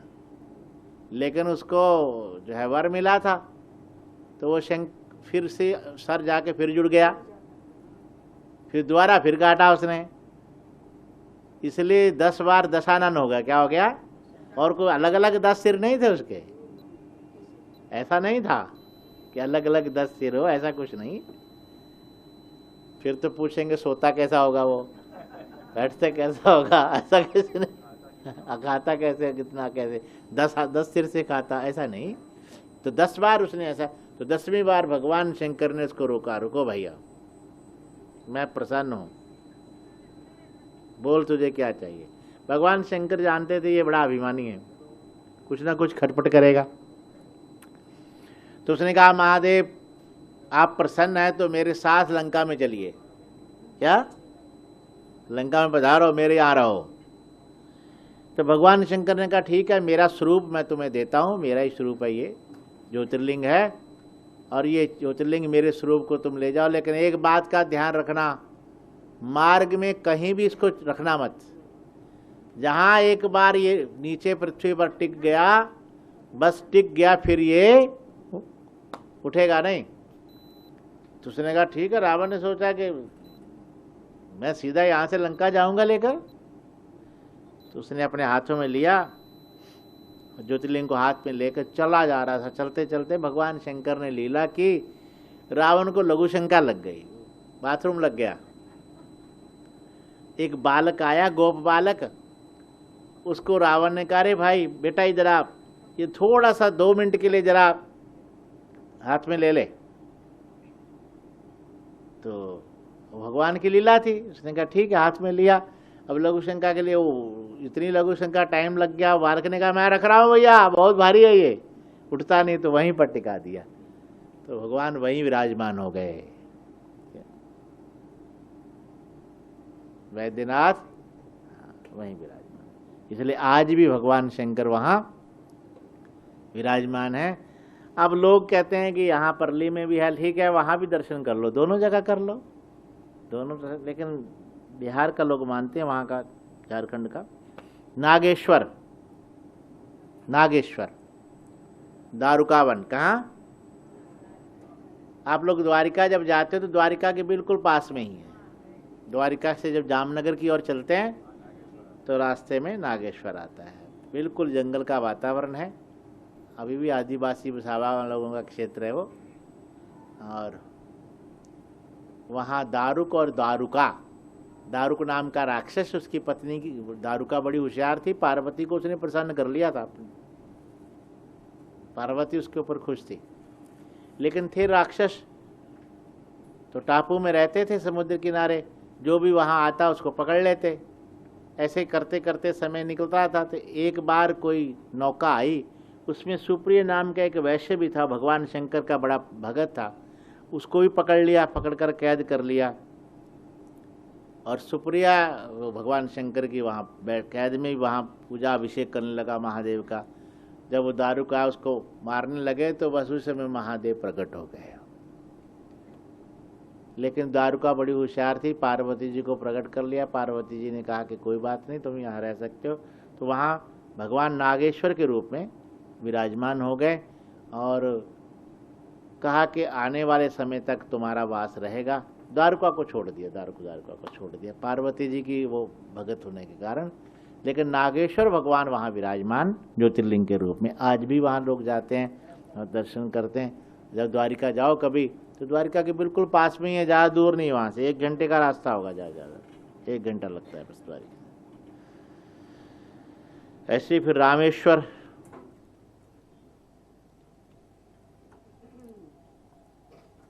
भगवान राम जी जब रावण के साथ युद्ध चल रहा था, तैयारी हो गई थी और वानरों ने पुल बना लिया। पुल बनने के बाद बिल्कुल युद्ध की तैयारी हो गई। तो युद्ध से पहले राम जी ने विचार किया कि महादेव को जो है आशीर्वाद लिया जाए, प्रसन्न किया जाए। तो वहीं सागर के किनारे, दरिया के किनारे उन्होंने वहाँ शिवलिंग बनाया और शिवलिंग, बालू का शिवलिंग बना के फिर वहाँ भगवान का अभिषेक किया, पूजन किया और महादेव को प्रसन्न किया। महादेव प्रकट हो गए और महादेव की स्तुति की राम जी ने। तो महादेव ने कहा, बोलिए क्या आपकी इच्छा है। राम जी ने कहा, आप तो सब जानते हैं महादेव, रावण के साथ युद्ध होने वाला है, मेरी जीत हो जाए, बस ये आशीर्वाद दो। तो भगवान महादेव ने कहा, इसमें कोई संशय नहीं है, आप ही विजयी होंगे, आपकी ही जीत होगी। और बोले, आपके नाम से ही मैं यहाँ विराजमान रहूँगा। तो रामेश्वर, क्या रामेश्वर। अब वहाँ एक बार कहते हैं कि भगवान शंकर, कुछ लोग ऐसा प्रसंग भी सुनाते हैं कि राम के ईश्वर हैं कि राम है ईश्वर के। क्या रामस्य है ईश्वर से यस्य स रामेश्वरा, कि रामो ईश्वरो यस्य स रामेश्वरा। बोले रामस्य सु रामस्य ईश्वरेश्चेति। भगवान राम तो कहते हैं जो राम का ईश्वर है वो शिव है, राम का जो ईश्वर है वो शिव है। और शिव कहते हैं कि नहीं, राम है जिसका ईश्वर वो रामेश्वर है। समझ गए ना। और भक्त लोग कहते हैं कि नहीं भाई, रावण ने भी कहते, रावण ने ऐसा रावण को बुलाया था तो रावण ने कहा भी आप दोनों बहस मत करो। एक प्रसंग ऐसा मिलता है, जो राम है वही शिव है, जो शिव है वही राम है, दोनों को जोड़ दो तो रामेश्वर है। दो भेद नहीं। क्या भेद नहीं है? देवताओं में भेद नहीं है, एक ही तत्व है, एक ही सत्ता है। हरिहर में भेद नहीं है, इसलिए देवताओं में हम लोग भेद नहीं मानते। हमारी संस्कृति भेद की संस्कृति है ही नहीं, अभेद की संस्कृति है। कौन सी? हाँ, भेद की संस्कृति भारतीय संस्कृति नहीं है, यहाँ भेद है ही नहीं। जहाँ भेद होता है, जहाँ द्वैत होता है, वहाँ भय होता है, और जहाँ अभेद होता है वहाँ निर्भय होता है, वहाँ भय नहीं होता। इसलिए भय का काम अपने यहाँ नहीं है। ऐसे ही फिर घुष्मेश्वर, क्या घुष्मेश्वर, घुष्मा के नाम से, ये भी महाराष्ट्र में। कहाँ हम लोग जाके आए थे कुछ समय पहले, औरंगाबाद के पास। औरंगाबाद सुधर्मा नाम का एक ब्राह्मण, उसकी पत्नी का नाम सुदेहा। दोनों बहुत परेशान है, लेकिन घर में संतान नहीं, पुत्र नहीं। बहुत समय बीतता गया तो सुदेहा ने कहा अपने पति से कि देखो, पता नहीं भगवान की क्या लीला है, मेरे घर में पुत्र नहीं है, शायद प्रभु की यही इच्छा है, तो आप दूसरा विवाह कर लो। सुधर्मा ने कहा नहीं सुदेहा, ऐसा नहीं हो सकता। बोले देखो, कहीं दूसरे, कहीं बाहर से थोड़ी लाना, मेरी छोटी बहन है, उसी के साथ शादी कर लो, दोनों बहनें एक साथ हम रहेंगी, मेरे घर नहीं हो सकता तो क्या? बोले नहीं ऐसा नहीं। बोले नहीं, कुछ नहीं। कहते हैं चलो, उसने भगवान शंकर जी का भगत था वो, उसने कहा चलो तू भगवान को ये मैं 2 फूल रख देता हूँ, एक फूल उठा, देखते हैं। उसने सोचा ये वाला दाईं तरफ फूल का उठाएगा तो फिर तो इसी के यहाँ पुत्र हो जाएगा, बाईं वाला उठाएगी तो इसका मतलब इसके यहाँ पुत्र नहीं होगा, तो फिर देख लेंगे। तो उसने बाईं तरफ का उठाया तो उसने सोचा शायद इसके यहाँ पुत्र नहीं होगा, तो दूसरी शादी कर लेते हैं। तो फिर उसकी बहन घुष्मा छोटी, उसके साथ विवाह हुआ। घुष्मा भगवान महादेव की परम भगत। उसका नियम था प्रतिदिन उसने बाहर जाना, तालाब से बढ़िया सुंदर मिट्टी, एक दिन पहले मिट्टी लाती थी, उसको भिगो के रख देती थी, फिर पार्थिव लिंग बनाती थी, फिर उसका पूजन करती थी, आवाहन करके पूजन करके और फिर अभिषेक आदि करके फिर जाकर तालाब में विसर्जन कर देती थी। रोज का नियम था ऐसा घुष्मा का। और वो करते कर एक दिन भगवान की कृपा हुई, उसके घर में पुत्र हो गया, संतान हो गई। पुत्र हुआ तो पति सुधर्मा बहुत प्रसन्न है। धीरे धीरे बेटा बड़ा हो गया, उसकी शादी भी हो गई। शादी होने के बाद देखो क्या लीला थी कि सुदेहा का दिमाग खराब हो गया, बुद्धि भ्रष्ट हो गई। उसको लगा कि मेरा पति जब से घुष्मा के पुत्र हुआ है तब से ये बस उसी के साथ संपर्क रखता है, उसी की बात मानता है, मेरे साथ तो बिल्कुल ही कटप हो गया, क्या एकदम छोड़ दिया मुझे। तो उसकी बुद्धि, एक दिन उसने रात में उसने वो बालक को टुकड़े कर दिए, काट दिया। सुबह उठे तो बहू ने कहा अपनी घुष्मा से, सास से, कि माता जी ऐसे ऐसे हो गया। रो रहे हैं सब, परेशान हैं। लेकिन घुष्मा का समय हो गया भगवान शंकर की पूजा का, अर्चना का। उसने कहा चलो देखेंगे जो होगा। पहले पूजा अर्चना किया उसने, और पार्थिव लिंग जो मिट्टी लाई थी बनाया शिवलिंग आंख में। प्रभु तेरी लीला है, जैसे तूने दिया था तूने ले लिया, जिसने दिया था उसने ले लिया, देने वाला भी वही और कोई बात नहीं। राजी है हम उसमें जिसमें तेरी रजा है, या यूं भी वाह वाह है और वाह वो भी वाह वाह। जो भक्त होता है वो भगवान के हर विधान में प्रसन्न रहता है। ना खुशी अच्छी है ना मजाल अच्छा है, यार जिस हाल में रख दे वो हाल अच्छा है। परमात्मा तेरी इच्छा तो जिस हाल में रखेगा हम प्रसन्न है। सच्चा भगत तो वही होता है ना, हर विधान में आनंद है, प्रसन्न है। दुख आए तो कोई बात नहीं, सुख आए तो कोई बात नहीं। अब उसने जैसे ही महादेव को जाकर तालाब में पहुंची विसर्जन के लिए, तो वहां क्या देखा, महादेव प्रकट हो गए और बच्चे का हाथ पकड़ कर लिया है। ले बेटा, ये तेरा बेटा तेरा मेरे सामने खड़ा है। पुत्र को जीवित करके सामने खड़ा कर दिया। घुष्मा प्रसन्न हो गई, महादेव के चरणों में गिर पड़ी। महादेव मैं बहुत प्रसन्न हूँ, मेरी इच्छा यहाँ ही विराजमान हो जाओ। बोले ठीक है घुष्मा, मैं तेरे नाम से कहलाऊंगा घुष्मेश्वर। क्या घुष्मेश्वर? लेकिन ये जो तेरे पुत्र को मारा था तेरी ही बहन ने, सुदेहा ने, तू कहे तो उसको नष्ट कर दूं। बोले नहीं प्रभु, मेरी बहन को मत मारो, मारना है तो उसकी दुर्बुद्धि को मारकर उसको सद्बुद्धि दे दो। क्या? सद्बुद्धि दे दो, उसकी बुद्धि को नष्ट कर दो, जो बुद्धि है, दुर्बुद्धि जो है। तो देखो कितने विचार अच्छे घुष्मा के। तो उस घुष्मा के लिए घुष्मेश्वर महादेव प्रकट हो गए। तो ये द्वादश ज्योतिर्लिंग की महिमा है। इसी प्रकार तो ये आपको पहले ही बताया था, द्वादश ज्योतिर्लिंग का रोज स्मरण करो। सौराष्ट्रे सोमनाथम च श्रीशल्ये मल्लिकार्जुनम, उज्जैन्याम महाकालम ओंकारम अमलेश्वरम, प्रल्यम वैद्यनाथम च डाकिन्याम भीमशंकरम, सेतु वंदे तो रामेशम नागेशम दारुकावने, वाराणस्याम तो विश्वेशम त्र्यंबकम गौतमी तटे, हिमालया तो केदारम, घुष्मेशम तो शिवालया, एतानि ज्योतिर्लिंगानि सायं प्रातः पठे नरः सप्त जन्म कृतम पापम समरणेन वनिष्यति। इस प्रकार भगवान का ज्योतिर्लिंग का स्मरण करो। नित्य घर में बैठे बैठे स्मरण करो, हो सके तो मानसिक पूजा कर लिया करो वहीं से ज्योतिर्लिंग। फिर ऐसे ही भगवान विष्णु ने भगवान शिव की पूजा की। हरीश्वर नाम से प्रसिद्ध हो गए भगवान शिवलिंग प्रकट हो गए। 1000 कमल का फूल चढ़ाते थे। एक दिन भगवान ने लीला की, एक कमल फूल उठा लिया तो उन्होंने सोचा मैं कमल नेत्र कहलाता हूँ, तो अपना नेत्र ही चढ़ा दिया। शंकर जी प्रकट हो गए। बोले मैं जानता हूँ नारायण, आप दैत्यों से परेशान होकर आपने पूजा की है, दैत्यों के संहार के लिए मैं आपको सुदर्शन देता हूँ। सुदर्शन चक्र निकाल के दे दिया। ये सुदर्शन जो है भगवान शंकर का दिया हुआ है विष्णु जी को। हरीश्वर प्रकट हो गया।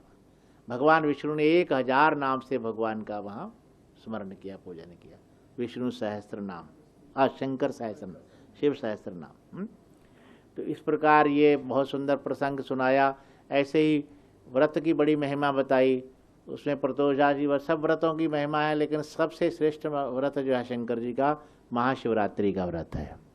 महाशिवरात्रि की एक बड़ा सुंदर प्रसंग भी सुनाया। गुरुद्रुह नाम का एक भील जंगल में रहता था, शिकार करता था, व्याध था वो। एक बार शिवरात्रि वाले दिन वो शिकार के लिए वन में जंगल में गया। तो जब जंगल में पहुंचा तो एक तालाब के किनारे, सरोवर के किनारे एक पीपल बिल्व का वृक्ष था। बिल्ली पेड़, क्या बिल्व वृक्ष। बिल्व वृक्ष जो था, बिल्ली का पेड़ था। तो उसके ऊपर वो बैठ गया पानी लेकर। थोड़ा सा पानी का एक उसने ले लिया लोटा और विचार किया कि जब प्यास लगेगी पानी पीऊंगा, यहीं बैठा रहूं। इस तालाब के किनारे कोई ना कोई पानी पीने के लिए जानवर आएगा, जंतु आएगा, प्राणी आएगा, बस शिकार कर लूंगा। धनुष बाण हाथ में ले लिया। अब देखो उस बिल्व पेड़ के नीचे भगवान शिवलिंग की पिंडी थी। क्या पिंडी? शिवलिंग थे नीचे, पत्तों से ढके थे, उसको पता नहीं। अब ऊपर बैठ गया, उस ठीक उसके ऊपर। और महाशिवरात्रि का दिन था और भूखा था वो, कुछ खाया नहीं था उसने। उपवास हो गया इसका। क्या हो गया? उपवास हो गया। उपवास हो गया। इतने में एक हिरणी आ गई, मृगी, पानी पीने के लिए। और उसने तैयारी की। जैसे ही तैयारी की, शिवरात्रि की रात्रि का पहला प्रहर चालू हो गया और थोड़े से बिल्ली पत्र नीचे गिरे सीधा शिवलिंग के ऊपर। और उसके पास में जल था, वो जल भी थोड़ा गिरा सीधा जाकर शिवलिंग के ऊपर। क्या? अनजाने में पूजा हो गई। क्या हो गई? कोई उसको समझ नहीं है कुछ भी। अनजाने में जल भी चढ़ गया, बिलपत्र भी चढ़ गया। और वो तैयारी कर रहा था तो मृगी आ गई सामने। मृगी ने देखा, बोला जैसे, रुको रुको भैया, मारने से पहले मुझे थोड़ा सा समय दे दो। मेरे छोटे छोटे 2 बच्चे हैं, मैं उन बच्चों को अपनी बहन को देकर आती हूँ। मुझे वो सुगंध लगे, वो सुगंध जो विश्वासघाती को पाप लगे वो लगे अगर मैं ना आऊँ। तो ऐसे उसने विश्वास दिलाया, छोड़ दिया। तो उसी समय जो है ऐसा कुछ हुआ, उसकी दूसरी बहन आ गई, उसने भी ऐसे किया, उसको भी छोड़ दिया। फिर उनका पति मृग आया, उसको भी उसने छोड़ दिया। जब और बार बार पत्ते भी गिरते और जल भी गिरते और पूजा भी हो जाती। समझ गए ना? हर प्रहर में 4 बार ऐसा। चौथी बार तो जब चौथी बार वो सारा परिवार ही आ गया, तब उसने उसका बस बुद्धि का परिवर्तन हो गया उसका। ओहो, अरे ये बेचारे मरने के लिए सब मेरे सामने इकट्ठे होकर आ गए। तो जैसे ही विचार हुआ, चौथे प्रहर की पूजा ही, महादेव वहाँ प्रकट हो गए, गुरुद्रुह के सामने प्रकट हो गए। बोले कि तूने अनजाने में 4 पूजा की है और तेरे मन का परिवर्तन हो गया, तूने छोड़ भी दिया। मैं तुझे आशीर्वाद देता हूँ, तू श्रृंगवेरपुर का राजा बनेगा और तेरी पीढ़ी से आगे चलकर निषाद राज के यहाँ भगवान राम आएंगे। समझ गए ना? राम जी आएंगे। और वो जो जितने भी प्राणी थे, हिरण वर्ग, सबको भगवान ने शिवलोक पहुँचा दिया। तो ये शिवरात्रि की महिमा है। अनजाने में उपवास करने से इतना बड़ा फल मिल गया। और जो जानबूझकर करेंगे, श्रद्धा से करेंगे, निष्ठा से करेंगे तो कितना बड़ा फल होगा। बात तो भावना की है ना। तो ये बहुत सुंदर महिमा बताई। अब इसके बाद उमा संहिता है। उमा संहिता में माँ भगवती की बड़ी महिमा है। पहले तो भगवान श्री कृष्ण उपमन्यु के पास गए, उपमन्यु से शिव मंत्र की दीक्षा ली, तब किया। जामावती जी ने भेजा था उनको, तो वो प्रसंग सुनाया। फिर उसके बाद फिर बहुत सुंदर प्रसंग, संत कुमार जी, व्यास जी को, नंदी जी, संत कुमार जी को, ये सब प्रसंग चल रहा है। कुछ नरकों की चर्चा यहाँ हुई है। वैसे तो 28 प्रकार के सूक्ष्म नरक हैं, उनके भी यहाँ 5-5 भेद कर दिए। फिर आगे 140 प्रकार के नरक। कौन सा पाप करने से कौन सा फल, भयानक वाणी इसको बोलते हैं। क्या बोलते हैं?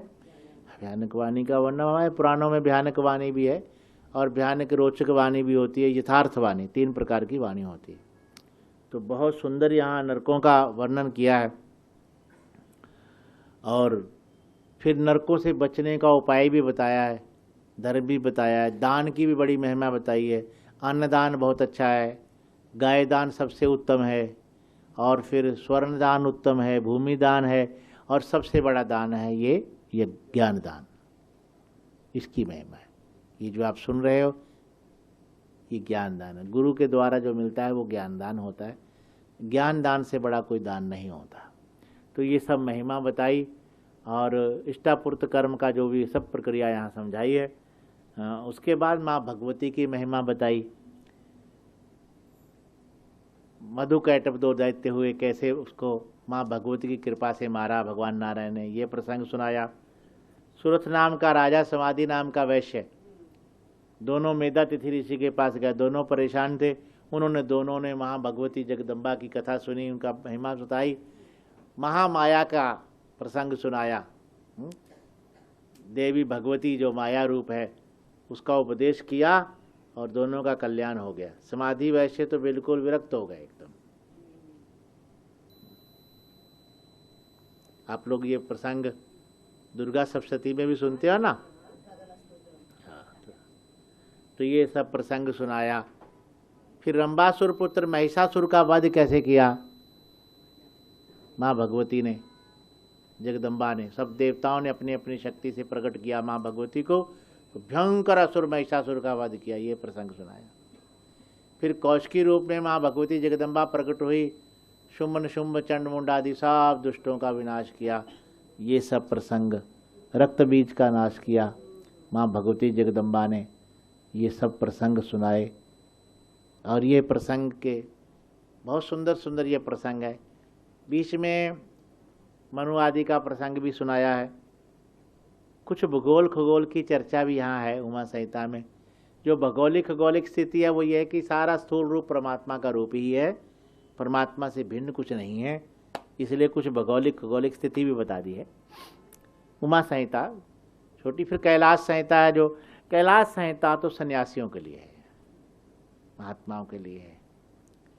इसमें सन्यास की प्रक्रिया क्या है, सन्यास की विधि क्या है, किस प्रकार सन्यास दिया जाता है, सन्यास कैसे कैसे जो है सन्यासी कैसे बनता है, सन्यासी का धर्म क्या है, और फिर सन्यासी की अंत्येष्टि कैसे की जाती है, और महावाक्यों का उपदेश भी है इसमें। जो महावाक्य हैं, हाँ, उन महावाक्यों का उपदेश भी है, उनका अर्थ भी समझाया गया है। कुछ यहाँ द्वैत की चर्चा भी हुई है, ज्ञान की महिमा भी बताई है। ये सब जो है कैलाश संहिता में बताया। इसके बाद फिर वायु संहिता है। वायु संहिता में पूरा शिव पुराण वैसे का वैसा ही सुनाया है जैसा आपने सुना है कि ऋषि लोग वायु नैमिषारण्य ब्रह्मा जी के उपदेश के ऋषि लोग बहुत बड़ा यज्ञ कर रहे थे नैमिषारण्य में, तो वायुदेव प्रकट हुए, वायुदेव से उन्होंने निवेदन किया, वायुदेव ने पूरा संपूर्ण शिव पुराण का कथा सुनाई, उनको उपदेश किया। ये वायुदेव के द्वारा ऋषियों को श्रवण करने को मिला महाशिव पुराण, और यही प्रसंग जो आपने सुना है यही सारे के सारे प्रसंग उसमें हैं वायु संहिता में। तो इस प्रकार आप लोग पिछले 8 दिन से ये कथा सुन रहे हो, बहुत भाग्यशाली हैं। सबसे पहले आप लोगों ने शिव की महिमा सुनी, महात्म्य सुना, फिर विद्वेश्वर संहिता में आपने बहुत सारे प्रसंग सुने, शिव नाम की महिमा, शिव नैवेद्य की महिमा, बिलपत्र की महिमा, भस्म की महिमा, हाँ, और प्रणव की महिमा, रुद्राक्ष की महिमा, ये संपूर्ण आपने सब प्रसंग सुने हैं इसमें। और उसके बाद फिर रुद्र संहिता की सारी कथाएं, नारद जी का प्रसंग सुना, और काशी की महिमा सुनी, सृष्टि की रचना कैसे, ये सब सुना।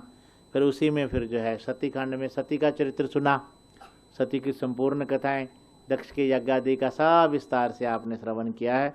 फिर पार्वती खंड में माँ भगवती पार्वती का जन्म और फिर उनका तप और शिव और पार्वती का विवाह, ये सब प्रसंग सुने। फिर उसके बाद कुमार खंड में आप लोगों ने कार्तिकेय जी का, कुमार का और गणपति बाबा, हाँ, विनायक जी का पूरे प्रसंग आप लोगों ने श्रवण किए कुमार खंड में। गणपति जी की शादी हुई, 2 विवाह हुए, सिद्धि बुद्धि के साथ शुभ लाभ पुत्र हुए, ये सब प्रसंग सुने।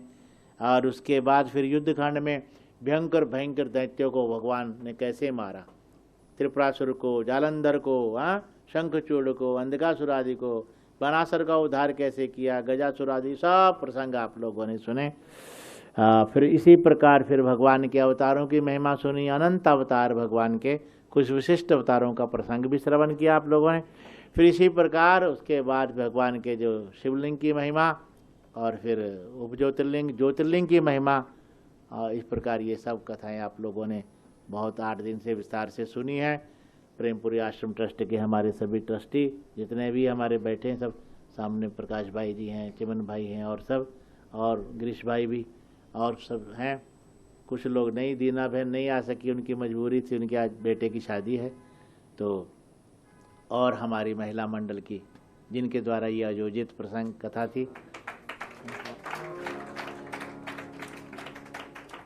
हमारी धैर्य बहन हैं, और भी भारती बहन है और बहुत सारी बहनें और सब बैठी हैं, उमा बहन बैठी है, सब बहनें बैठी हैं। आप लोगों के कारण ही है ना, क्योंकि अधिकतर सत्संग माताओं के कारण ही चलते हैं, पुरुषों के कारण कम चलते हैं, बहुत कम। माताएं ना आए ना तो हमारे पंडित लोग भी पोथी उठा लेते हैं। क्या ये तो सब आप लोगों का है प्रेम। धर्म चलता ही माताओं के कारण है, सही बात नहीं बताऊँ, धर्म चलता ही माताओं के कारण है। पुरुष तो अपने आप आएंगे। तो इसलिए बहुत सौभाग्य की बात है, हमारे सतीश जी और उनके साथियों ने बहुत सुंदर, बहुत आप लोगों को भजन का आनंद दिया। नित्य भजन सुनते थे आप हैं। और हमारे ये जो देखो, इनके माध्यम से मुझे आज भी, कल भी धैर्य बहन बता रही थी, वो न्यू जर्सी में बैठी हुई अमेरिका में, वो कहती मैं रोज़ कथा सुबह 5 बजे उठ जाती हूँ कथा सुनने के लिए, मैं लाइव सुनती हूँ कथा। हमारे को कनाडा से फ़ोन आया, मेलबोर्न से और सिडनी से भी फ़ोन आया, वर्मा जी की मिसेज का फ़ोन आया वहाँ से, वो भी सुन रही होंगी अभी। तो बोले कि मैं रोज़ कथा सुन रही हूँ, और बच्चों का, और वहाँ से एक हमारे गोयल परिवार हैं, वो वहाँ, वो भी ऑस्ट्रेलिया में, उनका वो मैसेज आया कि गुरु जी हम कथा सुन रहे हैं, और बहुत सारे लोग हैं। तो हमारे ये भक्ति सागर के जितने भी सदस्य हैं, और दिनकर जी हैं, उनकी मंडली पूरी, भाई ये लोगों ने बहुत, इनके माध्यम से देखो कितने लोगों को सुनने को मिल रहा है। हजारों जो लोग नहीं आ सकते, चलो बाहर बैठे लोग सुन रहे हैं, विदेश से प्रदेश में सुन रहे हैं, ये भी बहुत बड़ी बात है ना। अगर देखो कई लोग कहते हैं ये है वो है, लेकिन इसका लाभ कितना है, लाभ भी तो है ना। तो YouTube चैनल के माध्यम से हजारों लोगों ने कथा सुनी, और आगे भी उसमें सुनते रहेंगे, वो तो रहेगी उसमें, तो बहुत अच्छी बात है। स्वामी प्रेमपुरी जी महाराज की बड़ी कृपा है आप लोगों के ऊपर, जो आप लोगों को यहाँ इतना सत्संग मिल रहा है, ये उनकी कृपा है। तो पुनः भगवान से प्रार्थना है, महादेव से, आप सब जितने भी हैं जिन्होंने सुनी है, या जो भी यहाँ बैठे हैं, या जो सुन रहे हैं या सुनते रहे हैं, उन सबको भगवान उनके मनोवांछित फल की इच्छा पूर्ण करे, सबकी मनोकामना पूर्ण करे, सबके जीवन में आनंद आए, सबके जीवन कल्याण हो, सबका श्रेय हो, सबको भगवत प्राप्ति हो, सबको भगवान कृपा करे, और धर्मार्थ काम मोक्ष चारों पुरुषार्थों की प्राप्ति हो। बोले शंकर भगवान की।